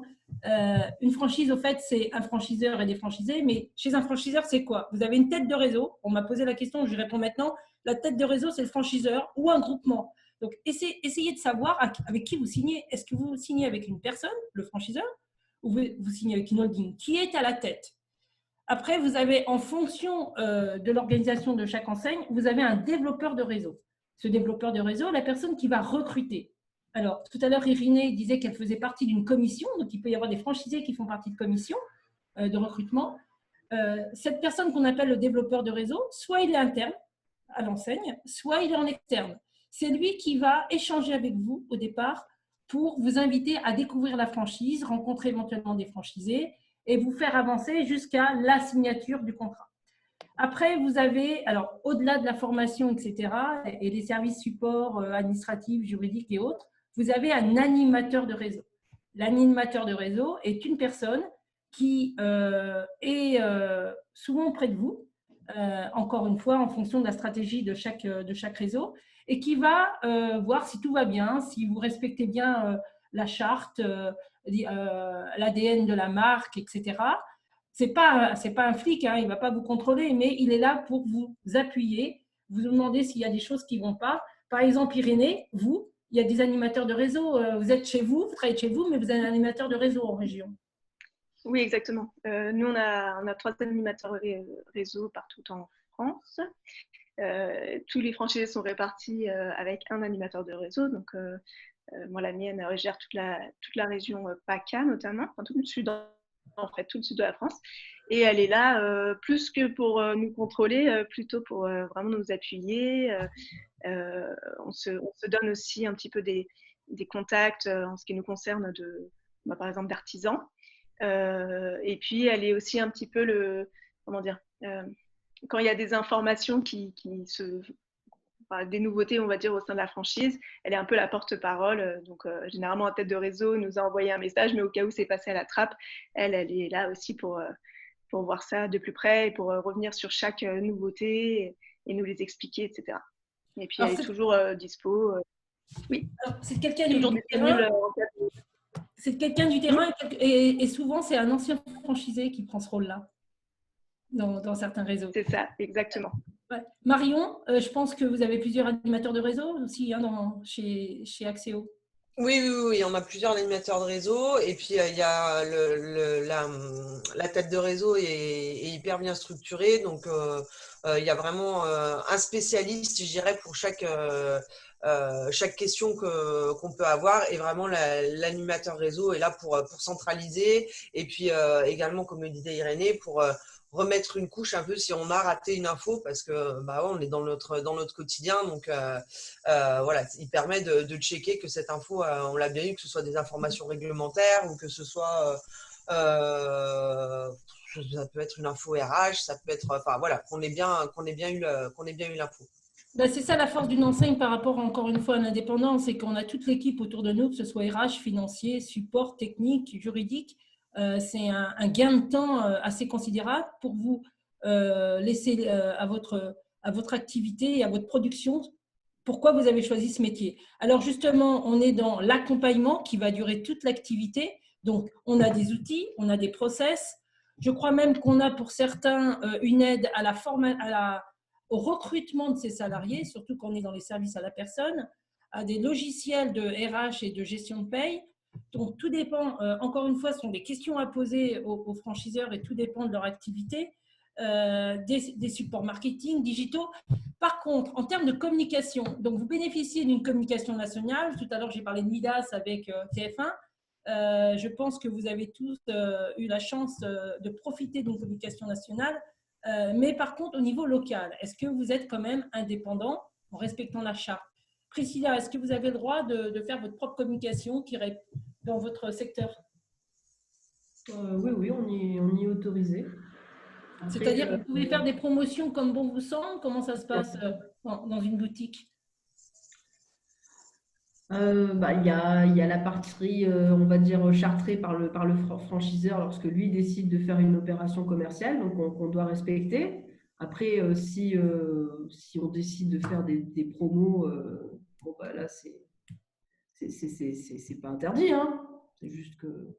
Vous en parlez, c'est tout avec votre animateur de réseau et puis c'est acté, quoi, en fonction de votre stratégie locale. Oui, voilà. Après, je pense que quand on est franchisé, c'est pour suivre le moule, quoi, un petit peu, hein. Et puis il y a un double intérêt à ça. L'idée, justement, c'est pas de se dire mon voisin à 30 km de moi va faire 20%, moi je ne les fais pas, ou vice-versa. Il faut quand même qu'on suive voilà, la même ligne de conduite. Et en termes de support de communication, on paye une redevance pour ça aussi, hein. Donc, bien sûr, rajouter un coût supplémentaire à nos magasins. Pendant cette période de confinement, Marion s'est exprimée tout à l'heure, mais son métier est au cœur du sujet. Voilà, entre les EHPAD et autres, c'est au cœur de cette actualité. Vous étiez fermé. Le franchiseur vous a quand même épaulé pendant cette période. Il vous a apporté quoi? Priscilla, vous m'entendez? Je vous ai pas. Pendant la période de confinement de cette crise sanitaire où malheureusement vous étiez fermé, est-ce que vous avez pu bénéficier d'un accompagnement et de support du franchiseur pour vous faire avancer?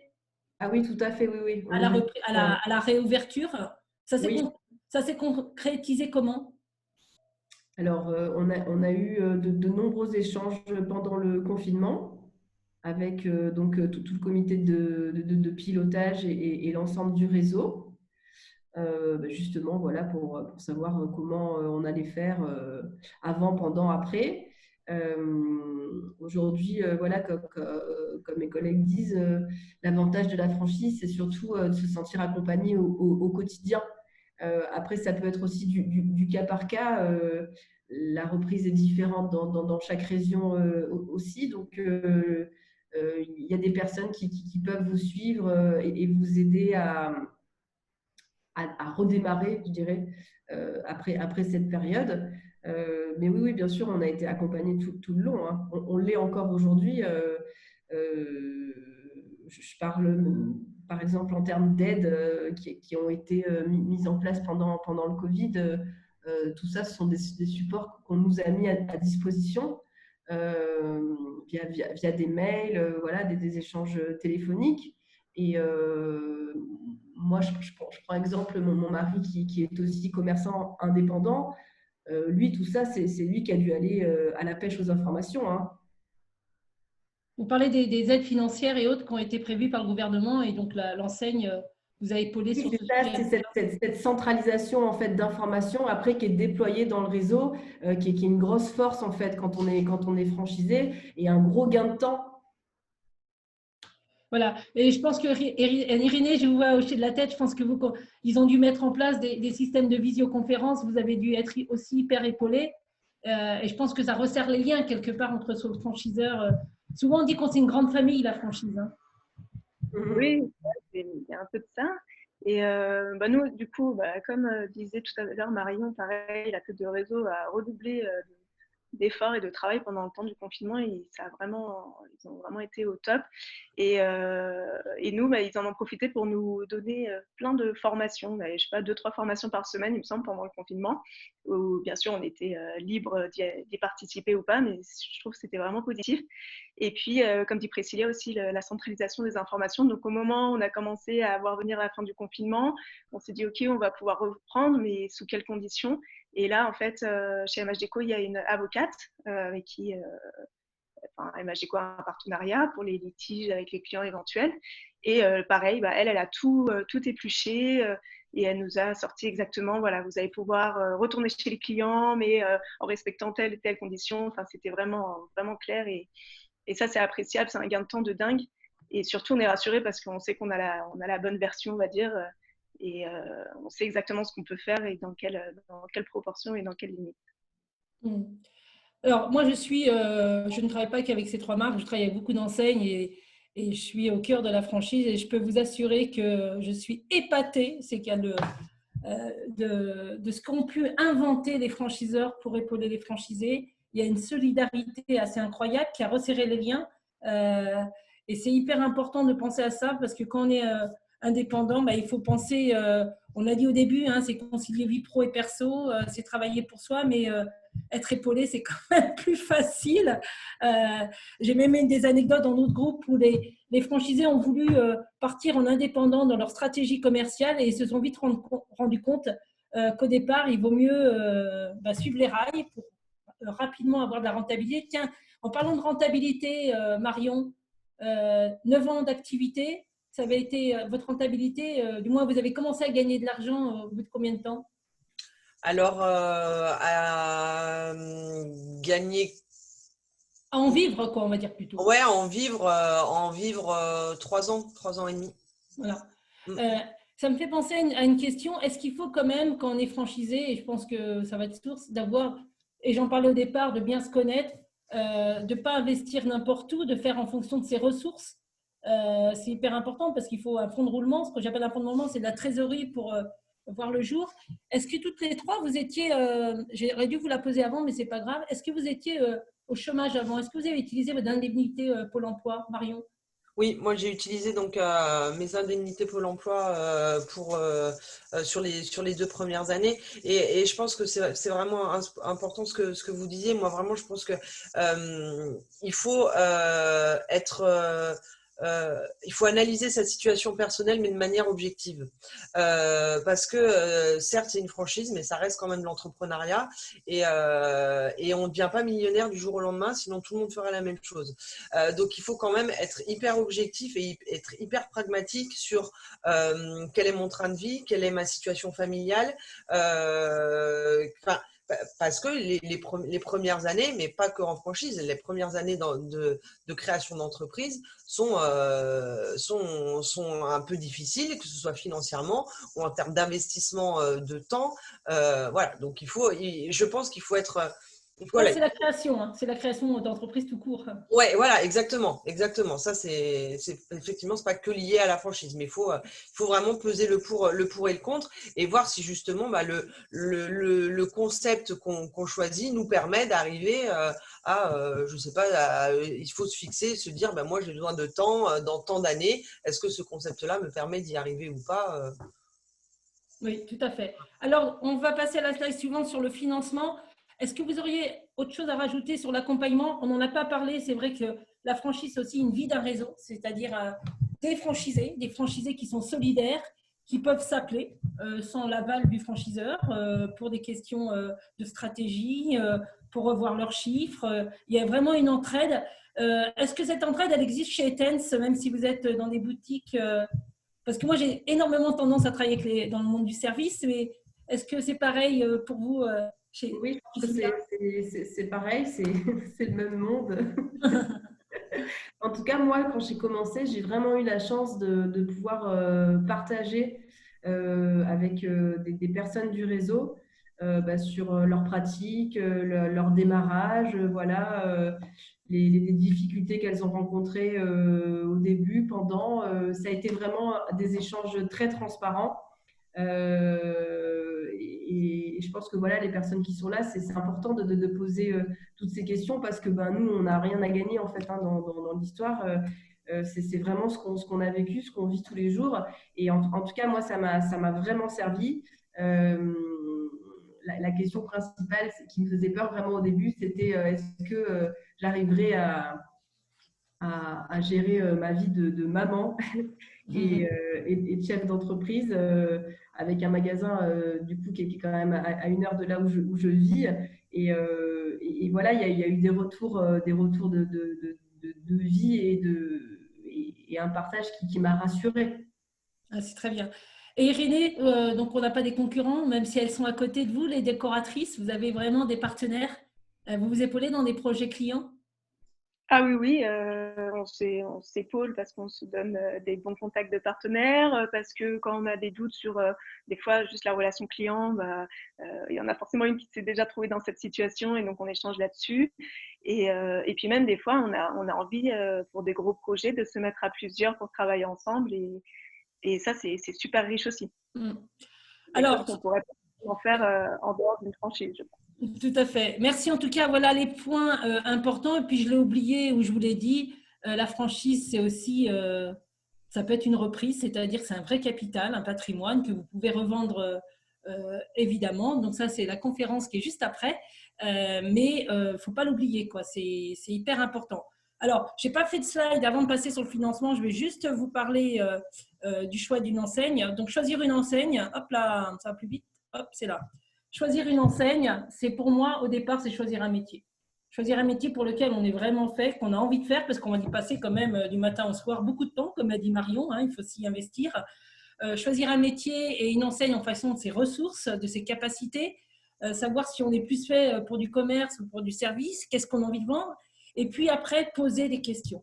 Poser des questions, donc, à la tête des réseaux, aux franchiseurs, d'abord aux développeurs de réseau que vous allez rencontrer, qui est un consultant extérieur ou intérieur. Regardez sur Internet, rendez-vous au salon de la franchise, croisez les informations, lisez un contrat de franchise, certes, mais pourquoi pas le faire lire à un avocat. Allez frapper à la porte de franchisés qu'on vous propose, qu'on vous convie de contacter, mais allez voir d'autres franchisés aussi. En tout cas, il faut poser plein de questions et surtout, sur toute cette partie qu'on a vue, comment je serai accompagnée pendant, avant et après.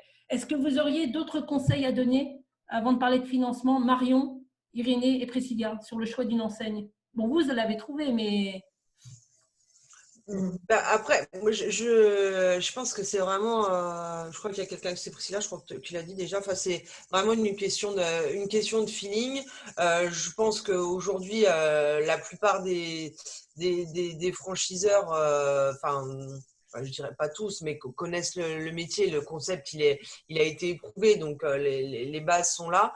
Après, je pense que c'est plus un feeling, un ressenti qui va y avoir des valeurs communes, et c'est ça qui va faire la différence. Merci Marion, parce que c'est hyper important. Une franchise, c'est pas un coût financier, c'est un partage de valeurs, un partage de culture d'entreprise. On pourrait même parler, on ne parle pas de marque employeur, mais j'ai envie presque d'oser dire ça, parce qu'il faut vraiment être en adéquation. Sans ça, on va pas en franchise, quoi. La franchise, on est quand même, attention, même si vous demain vous dites je vais aller en franchise, mais est-ce que ce sera ma marque? Ce ne sera jamais votre marque. Vous allez vous investir sur la marque de quelqu'un d'autre. Donc, tous ces points-là, est-ce que ça vous gêne ou pas? C'est hyper important de se poser les bonnes questions. Priscilla, vous avez autre chose à rajouter? Non, je suis non, complètement Irénée? d'accord. Ouais. Oui, oui, je suis d'accord. Après, je pense que selon les franchises, notre identité est plus ou moins maintenue ou cachée. Ça, c'est quelque chose, comme vous dites, si c'est un élément qui est important pour vous, de regarder, parce que toutes les franchises ne se comportent pas pareil à ce niveau-là, voilà, le maintien de l'identité, ou est-ce qu'on se fond vraiment dans une marque. Et puis après, oui, je vous rejoins tout à fait sur la question du feeling, des valeurs. Et pour moi, un autre élément aussi qui peut être intéressant, en tout cas dans le milieu de la décoration, c'est nous, notre franchiseur, il est dans le même bateau que nous. C'est-à-dire que lui, il va gagner un pourcentage de ce que nous, on gagne. Ça veut dire que lui, il a tout intérêt, pour nous, mais surtout pour lui, à ce qu'on fonctionne toutes, en fait. Et tous, parce que c'est des hommes. Et ça, je trouve ça intéressant, plutôt que d'un franchiseur qui, de toute façon, est détaché parce qu'il va encaisser tel montant par mois, point barre, que vous fonctionnez ou pas. Et ça, je trouve que ça peut être un élément intéressant à prendre en considération quand on veut se franchiser. Posez des questions. Je vous invite vraiment à poser toutes les questions. Pensez à ces 3 étapes avant, pendant, après. Alors, qui dit franchise dit investissement. Donc là, il y a beaucoup de gens qui disent « Oh là là, ça coûte cher, ça ne m'appartiendra jamais, il va y avoir des redevances. Est-ce que c'est une contribution ou c'est une taxe ?» Alors, c'est quoi l'investissement en franchise? C'est un couple global qu'on d'abord on va appeler des droits d'entrée à l'enseigne. Donc, c'est l'accès à la marque et au savoir-faire. Et puis après, selon l'activité du franchiseur, vous avez tous les coûts, les coûts de création de la société, comme on l'a vu tout à l'heure, hein, le fonds de commerce, le stock, l'aménagement du local, les services associés, ça dépend de l'activité du franchiseur.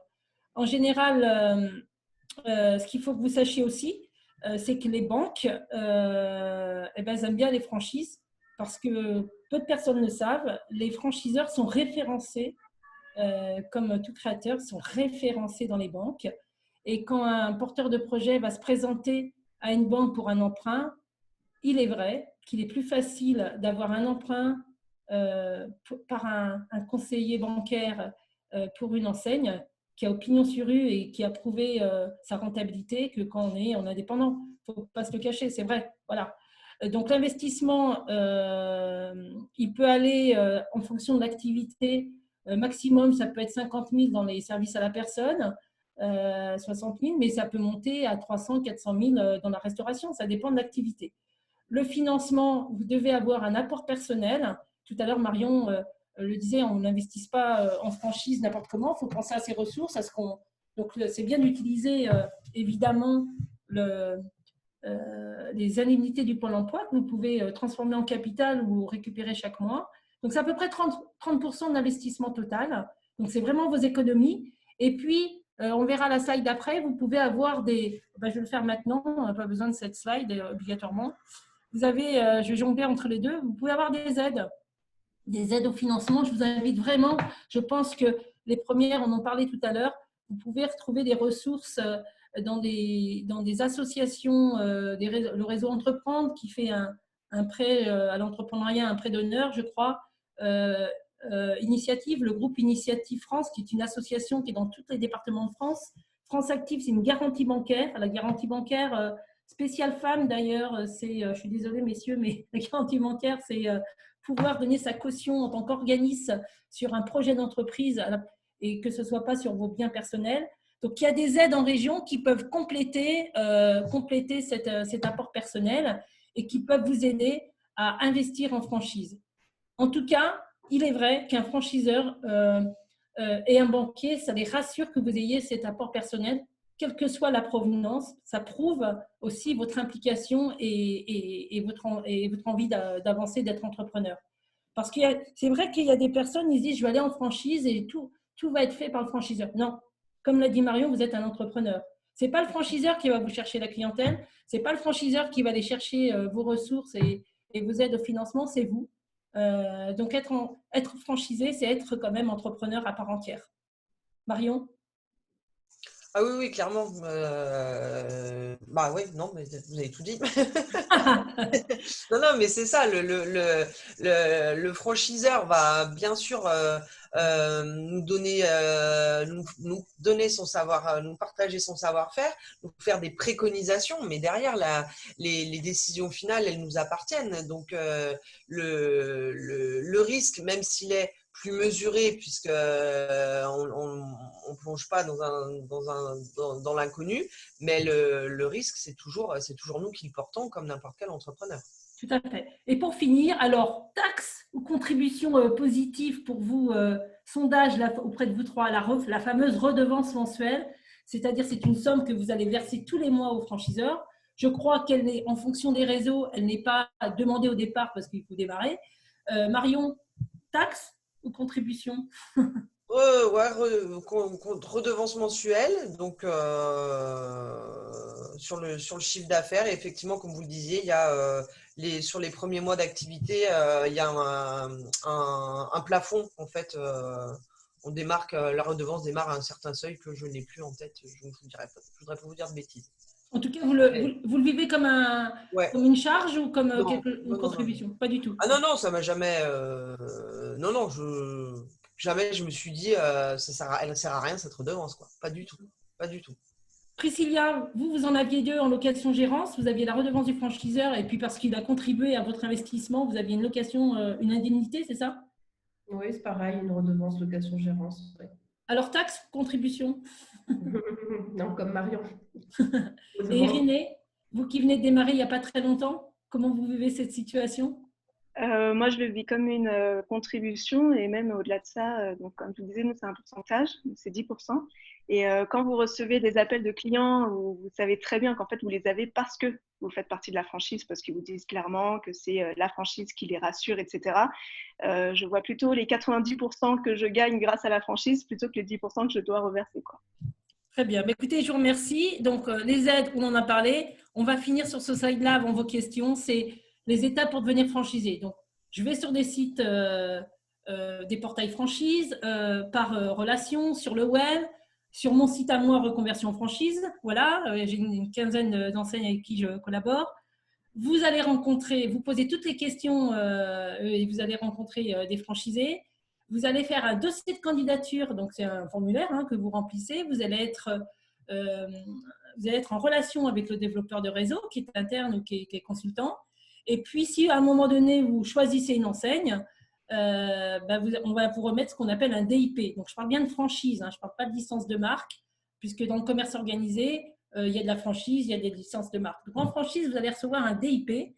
C'est un document assez important où vous avez dedans le marché, la liste des franchisés, ceux qui sont en activité, ceux qui ont arrêté et pourquoi. Donc, ce n'est pas que des faillites, ça peut être des départs en retraite ou de la mobilité.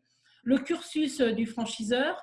Je crois qu'il y a des bilans dedans, Marion. Je vous pose la question parce que ça fait… Oui, il y a des bilans, c'est ça? Ouais.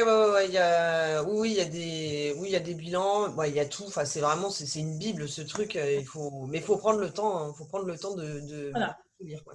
Alors voilà, vous l'avez pendant 3 semaines. Au bout de 3 semaines, vous prenez une décision. Et puis après, on en a parlé tout à l'heure. Vous allez après rentrer en franchise. Et donc, c'est le business plan et tout ce qui s'ensuit. Avant de passer aux questions, allez, j'aime bien cette slide. 2 conseils ou 3 conseils chacune. Irénée, pour les personnes qui nous écoutent et peut-être vous avez donné envie ou pas d'entreprendre en franchise. Si c'était à refaire. Alors, si c'était à refaire, moi, je me franchiserais plus tôt. J'ai vu une des questions justement, bon, j'imagine qu'on va revenir dessus, mais est-ce que c'est bien de commencer tout seul au début pour ne pas avoir de regrets? Alors oui et non. Enfin oui, parce que moi, voilà, on sait ce que la franchise nous apporte, mais pas trop longtemps. Enfin, moi, je pense que j'aurais dû peut-être me franchiser plus tôt. Pour moi, j'ai perdu du temps, personnellement. C'est souvent ce que j'entends. On a écrit un livre avec des témoignages de 17 femmes franchisées. Je vous invite à aller le télécharger gratuitement sur le site Reconversion en franchise. Et j'entends souvent, mais si j'avais su, je l'aurais fait plus tôt. Voilà, c'est vraiment ce que j'entends. Marion, quelques conseils? Pardon, je vous ai coupé, Irénée. Oui, en fait, à ce moment-là, quand on hésite à se franchiser, le souci, c'est que voilà, on lit combien ça va nous coûter, etc., de rentrer. On sait ce que ça va nous coûter de se franchiser, mais on n'est pas encore bien conscient de ce que ça va nous apporter. Et c'est ça la difficulté au moment où on saute le pas. Mais après, c'est vrai qu'une fois qu'on est franchisé, généralement, on regrette de ne pas l'avoir fait plus tôt. 95% de femmes franchisées restent dans la franchise et créent une deuxième activité dans leur activité, un deuxième point de vente ou dans un secteur complémentaire. Marion, si c'était à refaire et un petit conseil après 9 ans. Ah bah, si c'était à refaire, je referais pareil. Je changerais rien. Un conseil pour moi, on l'a évoqué tout à l'heure, c'est de se poser la question de savoir si on est prêt aussi à appliquer un concept. Certes, on reste décisionnaire, n'empêche il y a une charte à respecter, il y a des fondamentaux à respecter, Tout à fait. et il faut être en accord avec ça, puisque faut pas oublier que le client final, lui, peu importe, enfin, je vais prendre une agence Axéo, qu'il aille sur une agence Axéo à Toulouse ou à Bordeaux, le client, lui, il doit pas voir la différence. Donc, voilà, il faut se dire, est-ce que je me sens voilà, qu'on me dise ce qu'il faut faire. Alors en plus, ce qu'il faut se dire, c'est que les fondamentaux, tout ce qui est écrit, c'est pour notre bien et que c'est vraiment des préconisations à fortement suivre, et que si elles sont faites, c'est vraiment pour notre bien, c'est pour qu'on gagne notre vie et que pour notre entreprise, elle fonctionne. Donc voilà, essayer de se dire, voilà, est-ce que je suis capable d'appliquer des règles et d'appliquer un concept. Ça veut dire qu'en franchise, il faut être indépendant, mais pas avoir l'esprit d'indépendance totalement. Il faut Ouais, être collaboratif. Un esprit exactement. collaboratif. Ouais. Priscilla, pour finir, un petit conseil. Vas-y. Vous qui êtes passée de salarié à directrice de magasin, vous auriez pu vous arrêter là, mais non, vous avez continué et bientôt un deuxième point de vente. Bon, bah, je les retrouve voilà, sur tous les points. Je dirais que la franchise, bon, bah, voilà, on l'a dit tout à l'heure, c'est une grande et belle famille, qu'on s'apporte tous mutuellement quelque chose, et qu'on arrive rapidement à trouver un confort de vie par rapport à quelqu'un qui se lance tout seul au départ. C'est un concept voilà, clé en main, donc on choisit de payer, mais voilà, Qui rassure, je crois. oui, oui, c'est très rassurant sur tout point, quoi. Voilà, c'est ce soutien au quotidien avec le franchiseur, et c'est surtout du donnant-donnant, en fait, de toute façon, sans le franchiseur, on ne serait pas là, et vice-versa. Voilà, moi, si j'avais un conseil, je reviendrais parce que là, on a de belles histoires. Certains se sont cassés la figure. Quelquefois, ce n'est pas la faute du franchiseur, c'est aussi la faute du franchisé parce qu'il n'a pas fait ce qu'il fallait en tant qu'entrepreneur. Donc, je reviens à l'histoire. Est-ce que je suis fait pour entreprendre et comment? Est-ce que je suis fait pour être seul ou j'ai envie de le faire, comme disait Marion, sur une marque qui ne m'appartient pas et donc je dépends de d'autres personnes, mais ce n'est pas pour ça que vous êtes embrigadé. Donc, posez-vous d'abord les bonnes questions sur vous-même. Parlez-en à votre entourage. Et moi, j'adore dire, poser la question autour de vous, est-ce que tu me vois dans tel et tel métier? Voilà. C'est les retours d'expérience que j'ai de personnes qui sont en franchise. En tout cas, moi, je vous souhaite d'entreprendre. Je suis moi-même entrepreneur. Je suis en solo et je peux vous dire, ça fait 15 ans, c'est dur. C'est dur, maintenant je suis rodée, mais au début, c'est dur. Et je me demande même si j'irai pas en franchise à la fin de ma carrière. Moi, j'ai fini la conférence. Juste, je crois que vous savez, il y a une erreur. C'est le 7 et le 8, on propose des petits rendez-vous gratuits en ligne, en visio à cause du Covid. Donc, je serai à votre écoute pour vous proposer 30 minutes. Vous verrez ça. Les premières vont vous envoyer un mail après cette webconférence. En tout cas, moi, j'ai fini. Si vous avez des questions, il y en a. Je vais enlever le PowerPoint et on va échanger. Voilà. Est-ce que tu veux les lire, Corinne, les questions? Là, je vois rien, moi. Je te laisse faire. Non, mais parce qu'après, elles sont à côté, mais j'en ai plusieurs depuis le début. Peut-être que certaines vous avez répondu, mais peut-être que j'ai pas. Alors, on y va dans l'ordre. Parce que moi, je vois rien. Là. Je suis miro. Pour quelqu'un qui demandait en quoi consiste accès au service, je pense que depuis lors, ça a dû. Alors, on rappelle accès au service, multiservice à domicile, garde d'enfants, aide aux personnes âgées, bricolage. La force d'Axéo, c'est qu'on est dans, et je ne suis pas bien de répondre à votre place, mais on est en B2B, en B2C. Hein. C'est ça qui est génial chez eux. Et il y a une autre question pour Axéo, c'est 35 salariés aujourd'hui, c'était quand vous avez ouvert? Donc c'était bon, du coup, il y a… Ouvert en septembre 2011. 2011. Pour Irénée, c'était vous avez fait une formation en déco d'intérieur, mais saviez-vous au moment de votre formation que vous vouliez vous diriger vers la franchise? Pas du tout. Pas du tout. Non. Je pensais même pas qu'il y avait des franchises là-dedans, pour être tout à fait honnête avec vous. et je l'ai découvert pendant ma formation. D'accord. Après, il y avait le franchisé qui est obligé de se soumettre au format existant. On peut apporter sa propre touche. Bon, ça, vous en avez déjà peut-être discuté. Oui. À Corinne, que pensez-vous si le franchiseur n'a pas assez de recul, tout nouveau concept? Quelle est la marge de négociation, etc. Alors, moi, je dis qu'il n'y a pas de bonne et mauvaise franchise. D'abord, il faut poser toutes les questions qu'on a évoquées. Et puis, une jeune franchise, la force d'une jeune franchise, c'est tout dépend de qui vous êtes. Si vous voulez participer au développement et à l'évolution d'une marque, ça se négocie. C'est-à-dire que les droits d'entrée peuvent être négociés à la baisse parce que vous allez être un peu un pionnier dans le développement de cette enseigne. Mais tout dépend de qui vous êtes. C'est vrai qu'il y a des ex-dirigeants d'entreprise qui vont vers des franchises de ce type parce qu'ils veulent mettre la main à la pâte, mais à un moment donné, vous serez quand même franchisé. Voilà. Vous aurez peut-être un rôle plus important dans la franchise au fil des années, mais donc c'est pas parce que c'est une marque hyper connue que c'est une bonne marque, hein, pas obligatoirement. Ce qui est important, c'est ce que j'appelle les coulisses. Qu'est-ce qui se passe derrière? C'est tout ce qu'elles ont évoqué. Alors, oui, qu'est-ce que la tête de réseau? Ça, c'est depuis, tu l'as expliqué. Alors, il y avait marqué, est-ce bien de tenter de se lancer seul pendant 1 an avant d'envisager la franchise pour ne jamais avoir de regrets? Ça, Marion, alors pas Marion, mais Ouais. Irénée y a répondu. Alors après, c'était à Marion, revendre une partie de zone, pouvez-vous préciser contrat en amont montant? Non, alors c'est pas. Enfin, dans le contrat, donc on achète une zone de chalandise et après celle-ci peut être renégociée durant le contrat. Alors bien sûr avec accord du franchiseur, hein, il n'y a rien qui se fait sans son accord. Et alors dans mon cas, la zone, je la paye en fonction du nombre d'habitants. Donc en gros, quand j'ai voulu céder une partie de ma zone, quel était le nombre d'habitants de cette zone, rapporté au coût des droits d'entrée. C'est comme ça qu'il y a un coût par habitant qui se fait. Et voilà, c'est comme ça que ça se calcule. En tout cas chez Axéo. D'accord. Alors Priscilla, je suis désolée, je ne sais pas si tu avais répondu. Le contrat de location gérante est-il conçu sur une durée et si oui, laquelle en général? Oui, j'ai répondu. Hein, Oui. il est indépendant du contrat de franchise parce que j'ai la développeuse réseau qui est aussi connectée et donc qui est en fonction généralement du contrat de franchise. En termes Mais il n'y a pas une, enfin, il y a une durée généralement. Non, non. Non. On peut rester en de rester en location gérance. Ok.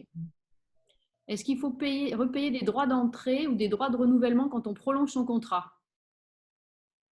Marion, je crois que 9 ans, vous avez dû renouveler votre contrat. Moi, j'ai la réponse, mais. Bah ouais, non, moi j'ai rien payé. Hein. Alors, ça dépend de votre pouvoir de négociation, on va dire. Non, mais il n'y a Non, pas non, de. non. Non, c'est un renouvellement du contrat. Il n'y a pas de nouveau de droit d'entrée, puisque de toute façon, la zone, on l'a déjà payée une fois. La formation, on l'a déjà payée aussi. Donc, non. D'accord. C'est un contrat année. Alors, j'ai oublié de dire, vous pouvez, dans bon nombre de réseaux, il y a bon nombre de personnes qui ont souvent une deuxième ou un troisième point de vente dans l'enseigne où ils sont. Ils peuvent très bien, ce qu'on appelle la plurifranchise, aller s'investir dans une autre marque. Évidemment, il faut l'accord du franchiseur, mais si c'est une activité complémentaire ou qui n'a rien à voir, on a le droit de le faire. Hein. On n'est pas obligé d'être que franchisé pour une boutique et pour la sienne. D'accord. Alors, je ne sais pas si vous avez expliqué la différence entre licence de marque et franchise. Non. La licence de marque, en fin de compte, dans le commerce organisé, il y a des variantes. Il y a la concession, souvent pour l'automobile. Je crois que c'est aussi pour le prêt-à-porter, mais je ne suis pas sûre. La franchise, c'est le plus réglementé.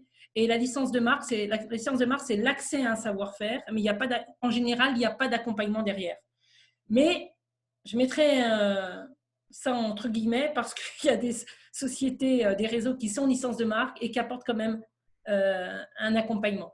Donc, il faut mesurer, il faut poser les bonnes questions. C'est pour ça que c'est important de lire le contrat, entre les lignes, se faire conseiller avant de prendre une décision finale. Alors, à quel moment avons-nous le DIP après la signature du contrat de franchise? Non, avant. Avant, hein? Avant.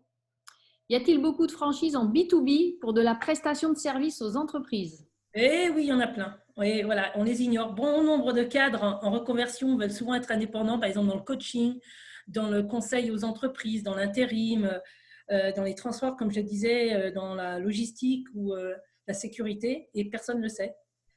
Donc, il faut aller voir justement sur ces portails franchises.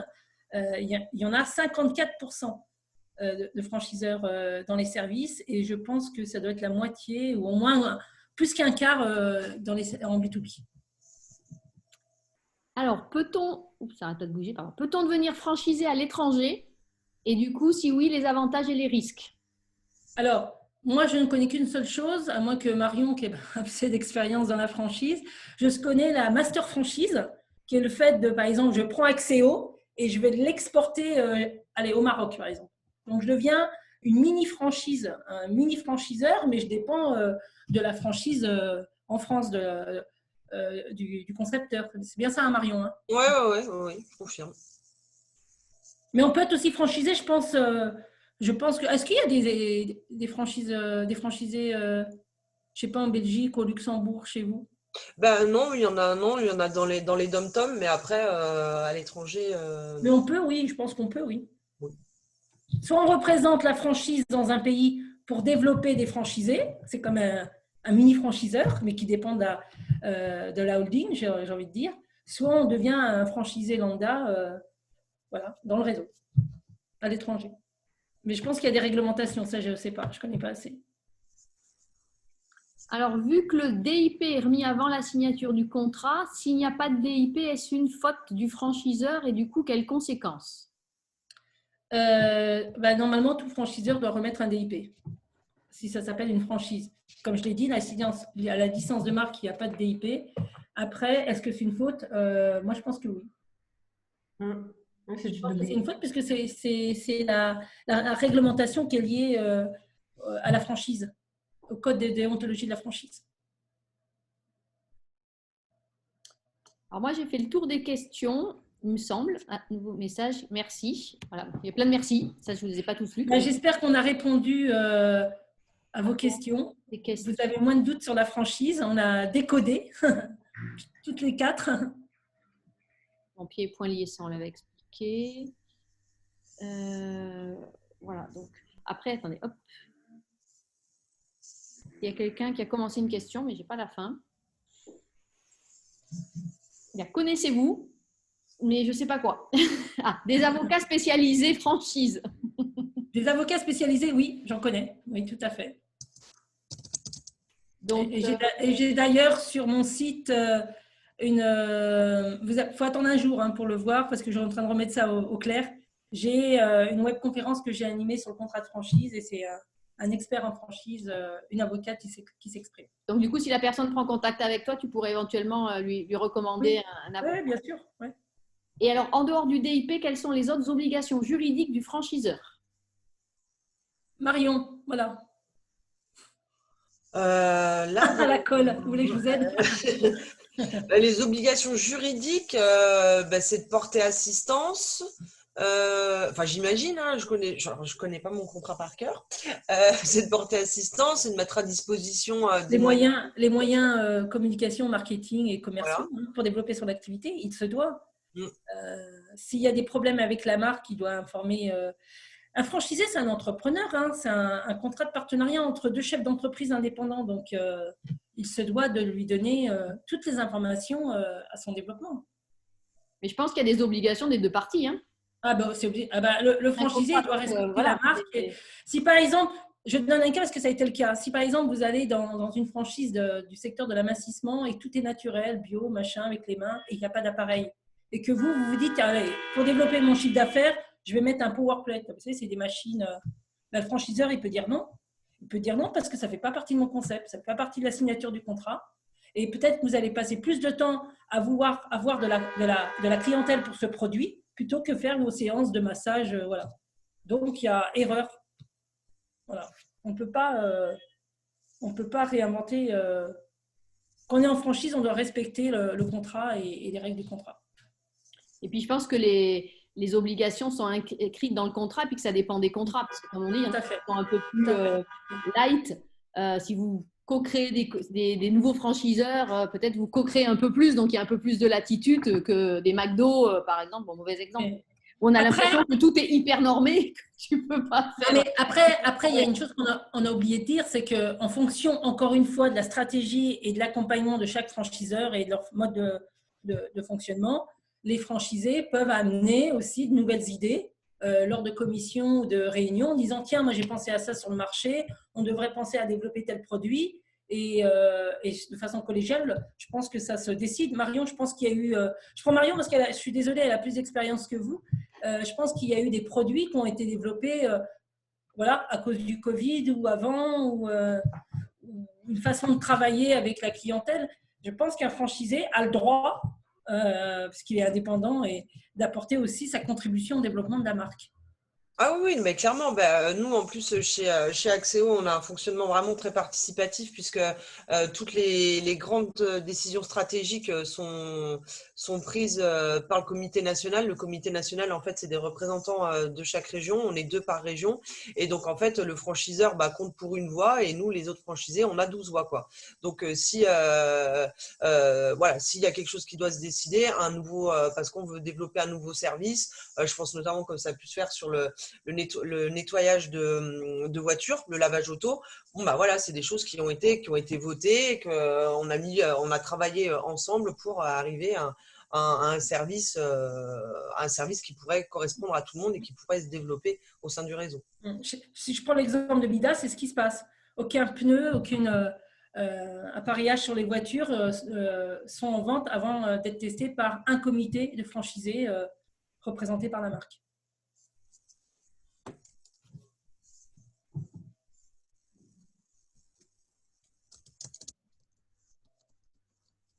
J'ai une nouvelle question. Peut-on être à la fois associé au niveau franchiseur et en même temps franchisé? Alors là, je réponds, je ne me suis jamais posé la question. Je ne sais pas répondre. Vous pouvez répondre? Moi, je ne crois pas. Hein. Moi, je pense que oui. Ah ok, vas-y. Je pense que si le franchiseur ouvre son capital… Ah bah oui, dans ce sens-là, voilà. On n'est pas que d'associés alors. Ouais, ok. Bon, on a une réponse. Peut-être pas chez tous les franchisés, mais je ne sais pas. Personne dit merci, donc on a dû répondre à sa question. Donc là, je n'ai pas d'autres questions dans le fil de conversation. Très bien, très bien. Bah, écoutez, ça tombe bien parce que voilà, il reste plus longtemps, mais… voilà, on a tenu le temps, je ne pensais pas, mais parfait. J'espère qu'on a décodé, qu'on a répondu à vos questions, qu'on vous a donné envie d'aller en franchise, parce que moi, j'y crois beaucoup. Surtout dans cette période qui est difficile, et je pense que c'est vraiment un bon mode de fonctionnement. Moi, j'ai l'anecdote d'une dame qui a été avec son mari, qui était cuisiniste, et qui avait des magasins, qui a créé une marque pour agencer des cuisines de restauration. Et je lui ai demandé pourquoi elle est allée en franchise. Et elle m'a répondu, il y en a marre des salariés, c'était son cas, marre de tout inventer. Là, on a 55 ans et on se repose, on suit les rails. Et ça fonctionne. Pourquoi pas? Voilà. En tout cas, non, mais c'est une nouvelle question. Oui, allez-y. Non, mais il y a une nouvelle question qui s'est affichée. Oui, si on développe une activité connexe, mais avec la SA et non avec la franchise, doit-on payer une commission? Ça veut dire que si on est entrepreneur d'un côté avec c'est ça, avec une entreprise, et de l'autre côté, la dame, on peut lui donner la parole parce que je crois que c'est une dame. Virginie, peux-tu prendre la parole? Cathy. Ouais. Je veux bien prendre la parole. Oui, c'est plus simple parfois. Alors, si effectivement, donc on a la SAS qui est créée pour ensuite être en activité avec la franchise, donc être franchisé, et qu'au cœur de son activité, on a toute l'activité qui est liée à la franchise, mais qu'on veut développer dans la SAS une autre activité qui est connexe à la franchise, est-ce que du coup, on doit quand même payer une commission? La commission qui est sur l'activité du chiffre d'affaires global? Ou est-ce qu'on peut le séparer? Peut-être qu'on peut le voir dans le contrat de base. Payer une commission au franchiseur pour le fait que vous travaillez, c'est ça? Pour le fait qu'il y ait une activité qui soit connexe à l'activité de base en tant que franchisé, qui soit un peu parallèle sans être vraiment l'activité complète de la franchise. Vous voyez ce que je veux dire? Virginie, est-ce que c'était pour répondre un peu à ma question? Pas ta question. Moi, j'avais demandé, est-ce qu'on peut à la fois être franchisé et sur un autre domaine d'activité avoir sa propre entreprise en SASU ou autre? En fait, non, parce qu'en fait, on va dire que la SAS, elle va gérer la franchise et en même temps, on a le souhait de développer une activité connexe, mais qu'on ne veut pas, enfin, qui n'est pas liée à la franchise normalement. Et c'est deux activités. Oui, c'est deux activités, mais voilà, enfin, il y a un lien, mais sans avoir un lien, en fait. C'est pas, voilà, c'est. Moi, quelque part, j'ai envie de dire oui et quelque part, j'ai envie de dire non. Oui, parce que vous êtes indépendant, vous faites ce que vous voulez, mais attention, si à un moment donné, votre contrat en franchise et que votre développement en franchise ne fonctionne pas, le franchiseur pourrait vous dire, mais attention, vous passez plus de temps dans votre activité connexe que dans la vôtre, que celle pour laquelle vous avez signé un contrat avec nous. Vous savez qu'un franchiseur peut refuser au bout de 5 ou 7 ans de continuer avec vous. Hein. Et vous pouvez aussi refuser. Marion, excusez-moi, Marion, vous avez plus de retour d'expérience. Je vois Christelle qui est arrivée. Bonjour Christelle, qui est franchisée de Toulouse pour l'autre conférence. Si vous avez la réponse, je la veux bien. Nous, c'est pas autorisé. Hein. C'est pas autorisé? Vous l'avez? Très bien. On n'a pas le droit d'ouvrir notre société autre que Temporis ou une succursale de Temporis. Ok. Mais c'est pas une autre société. Hein. C'est-à-dire que le franchisé, il s'appuie sur une SAS ou une SARL, peu importe, il doit créer quand même son entreprise pour pouvoir être franchisé. On est d'accord? Il ne peut pas être franchisé sans structure morale, sans personne morale. Oui. C'est avec la personne morale, donc la SAS, qu'il va y avoir l'activité d'un côté de la franchise, donc peu importe, je dis n'importe quoi, moi, boulangerie, je dis au pif parce que ce n'est pas ça du tout, et de l'autre côté, qui va développer une activité qui est connexe, mais qui n'est pas celle de la boulangerie. Donc, non, là, je ne suis pas sûre. Marion? La subtilité est dans connexe, quoi. Ouais. Bah oui, mais alors, je sais. C'est bien le truc. On a peut-être la réponse. Alors, je ne vais pas avoir la prétention d'apporter la réponse, mais j'aurais envie de dire, avec les franchises, ce ne sont pas des gens qui sont fermés à la négociation. Donc, il est assez facile juridiquement ou comptablement plutôt d'isoler le chiffre d'affaires des deux activités et ainsi pouvoir négocier avec la franchise sur le fait que le chiffre d'affaires global n'est pas celui qui doit être retenu. Il y a celui qui est rattaché, et ça c'est facile à montrer dans un compte de résultats, celui qui est rattaché à l'activité franchise et celui qui pourrait être connexe. Voilà. Par contre, il ne faut pas qu'il y ait une similarité très proche entre les deux, parce que sinon la franchise pourrait vous dire oui, mais vous profitez de la notoriété de la franchise pour développer autre chose, et donc l'autre chose est un effet induit de la franchise. Voilà. Mais si ce sont deux activités distinctes, je pense qu'il n'y a aucun problème à avoir une activité connexe si la franchise l'accepte. C'est toujours pareil. Donc, c'est dès le départ au niveau du contrat. Vous êtes tenu de traiter avec eux. Mais au travers de l'expérience qu'on peut avoir des projets en franchise, il y a beaucoup de franchiseurs qui sont assez ouverts sur ce que vous pouvez faire ou pas, du moment que vous respectez leur concept. Oui, tout à fait. Donc, d'accord, c'est respecté. Merci Olivier d'avoir répondu. Ouais, merci beaucoup. Bon, on va vous laisser la parole, Olivier et Christelle, sur la reprise. Hein. Bah, écoute, ça fait une bonne transition. Il est 14h59 comme ça. Ouais, on est trop fort. Alors, on est très forte. J'ai une minute du coup, juste pour vous dire qu'on va vous envoyer un mail avec les liens pour le replay. Donc, ceux qui sont là ou ceux qui ne sont pas là, ils l'auront. Et on va vous envoyer dans ce mail des liens vers un petit questionnaire pour voir vos besoins, où vous en êtes, pour vous permettre et les dates qui vont être disponibles en fonction que ce soit la reprise, la création ou la franchise, pour vous permettre de pouvoir ensuite vous envoyer des rendez-vous qui seront en petits groupes ou individualisés en fonction des retours et de la maturité de votre projet et du type d'entrepreneuriat auquel vous vous adressez.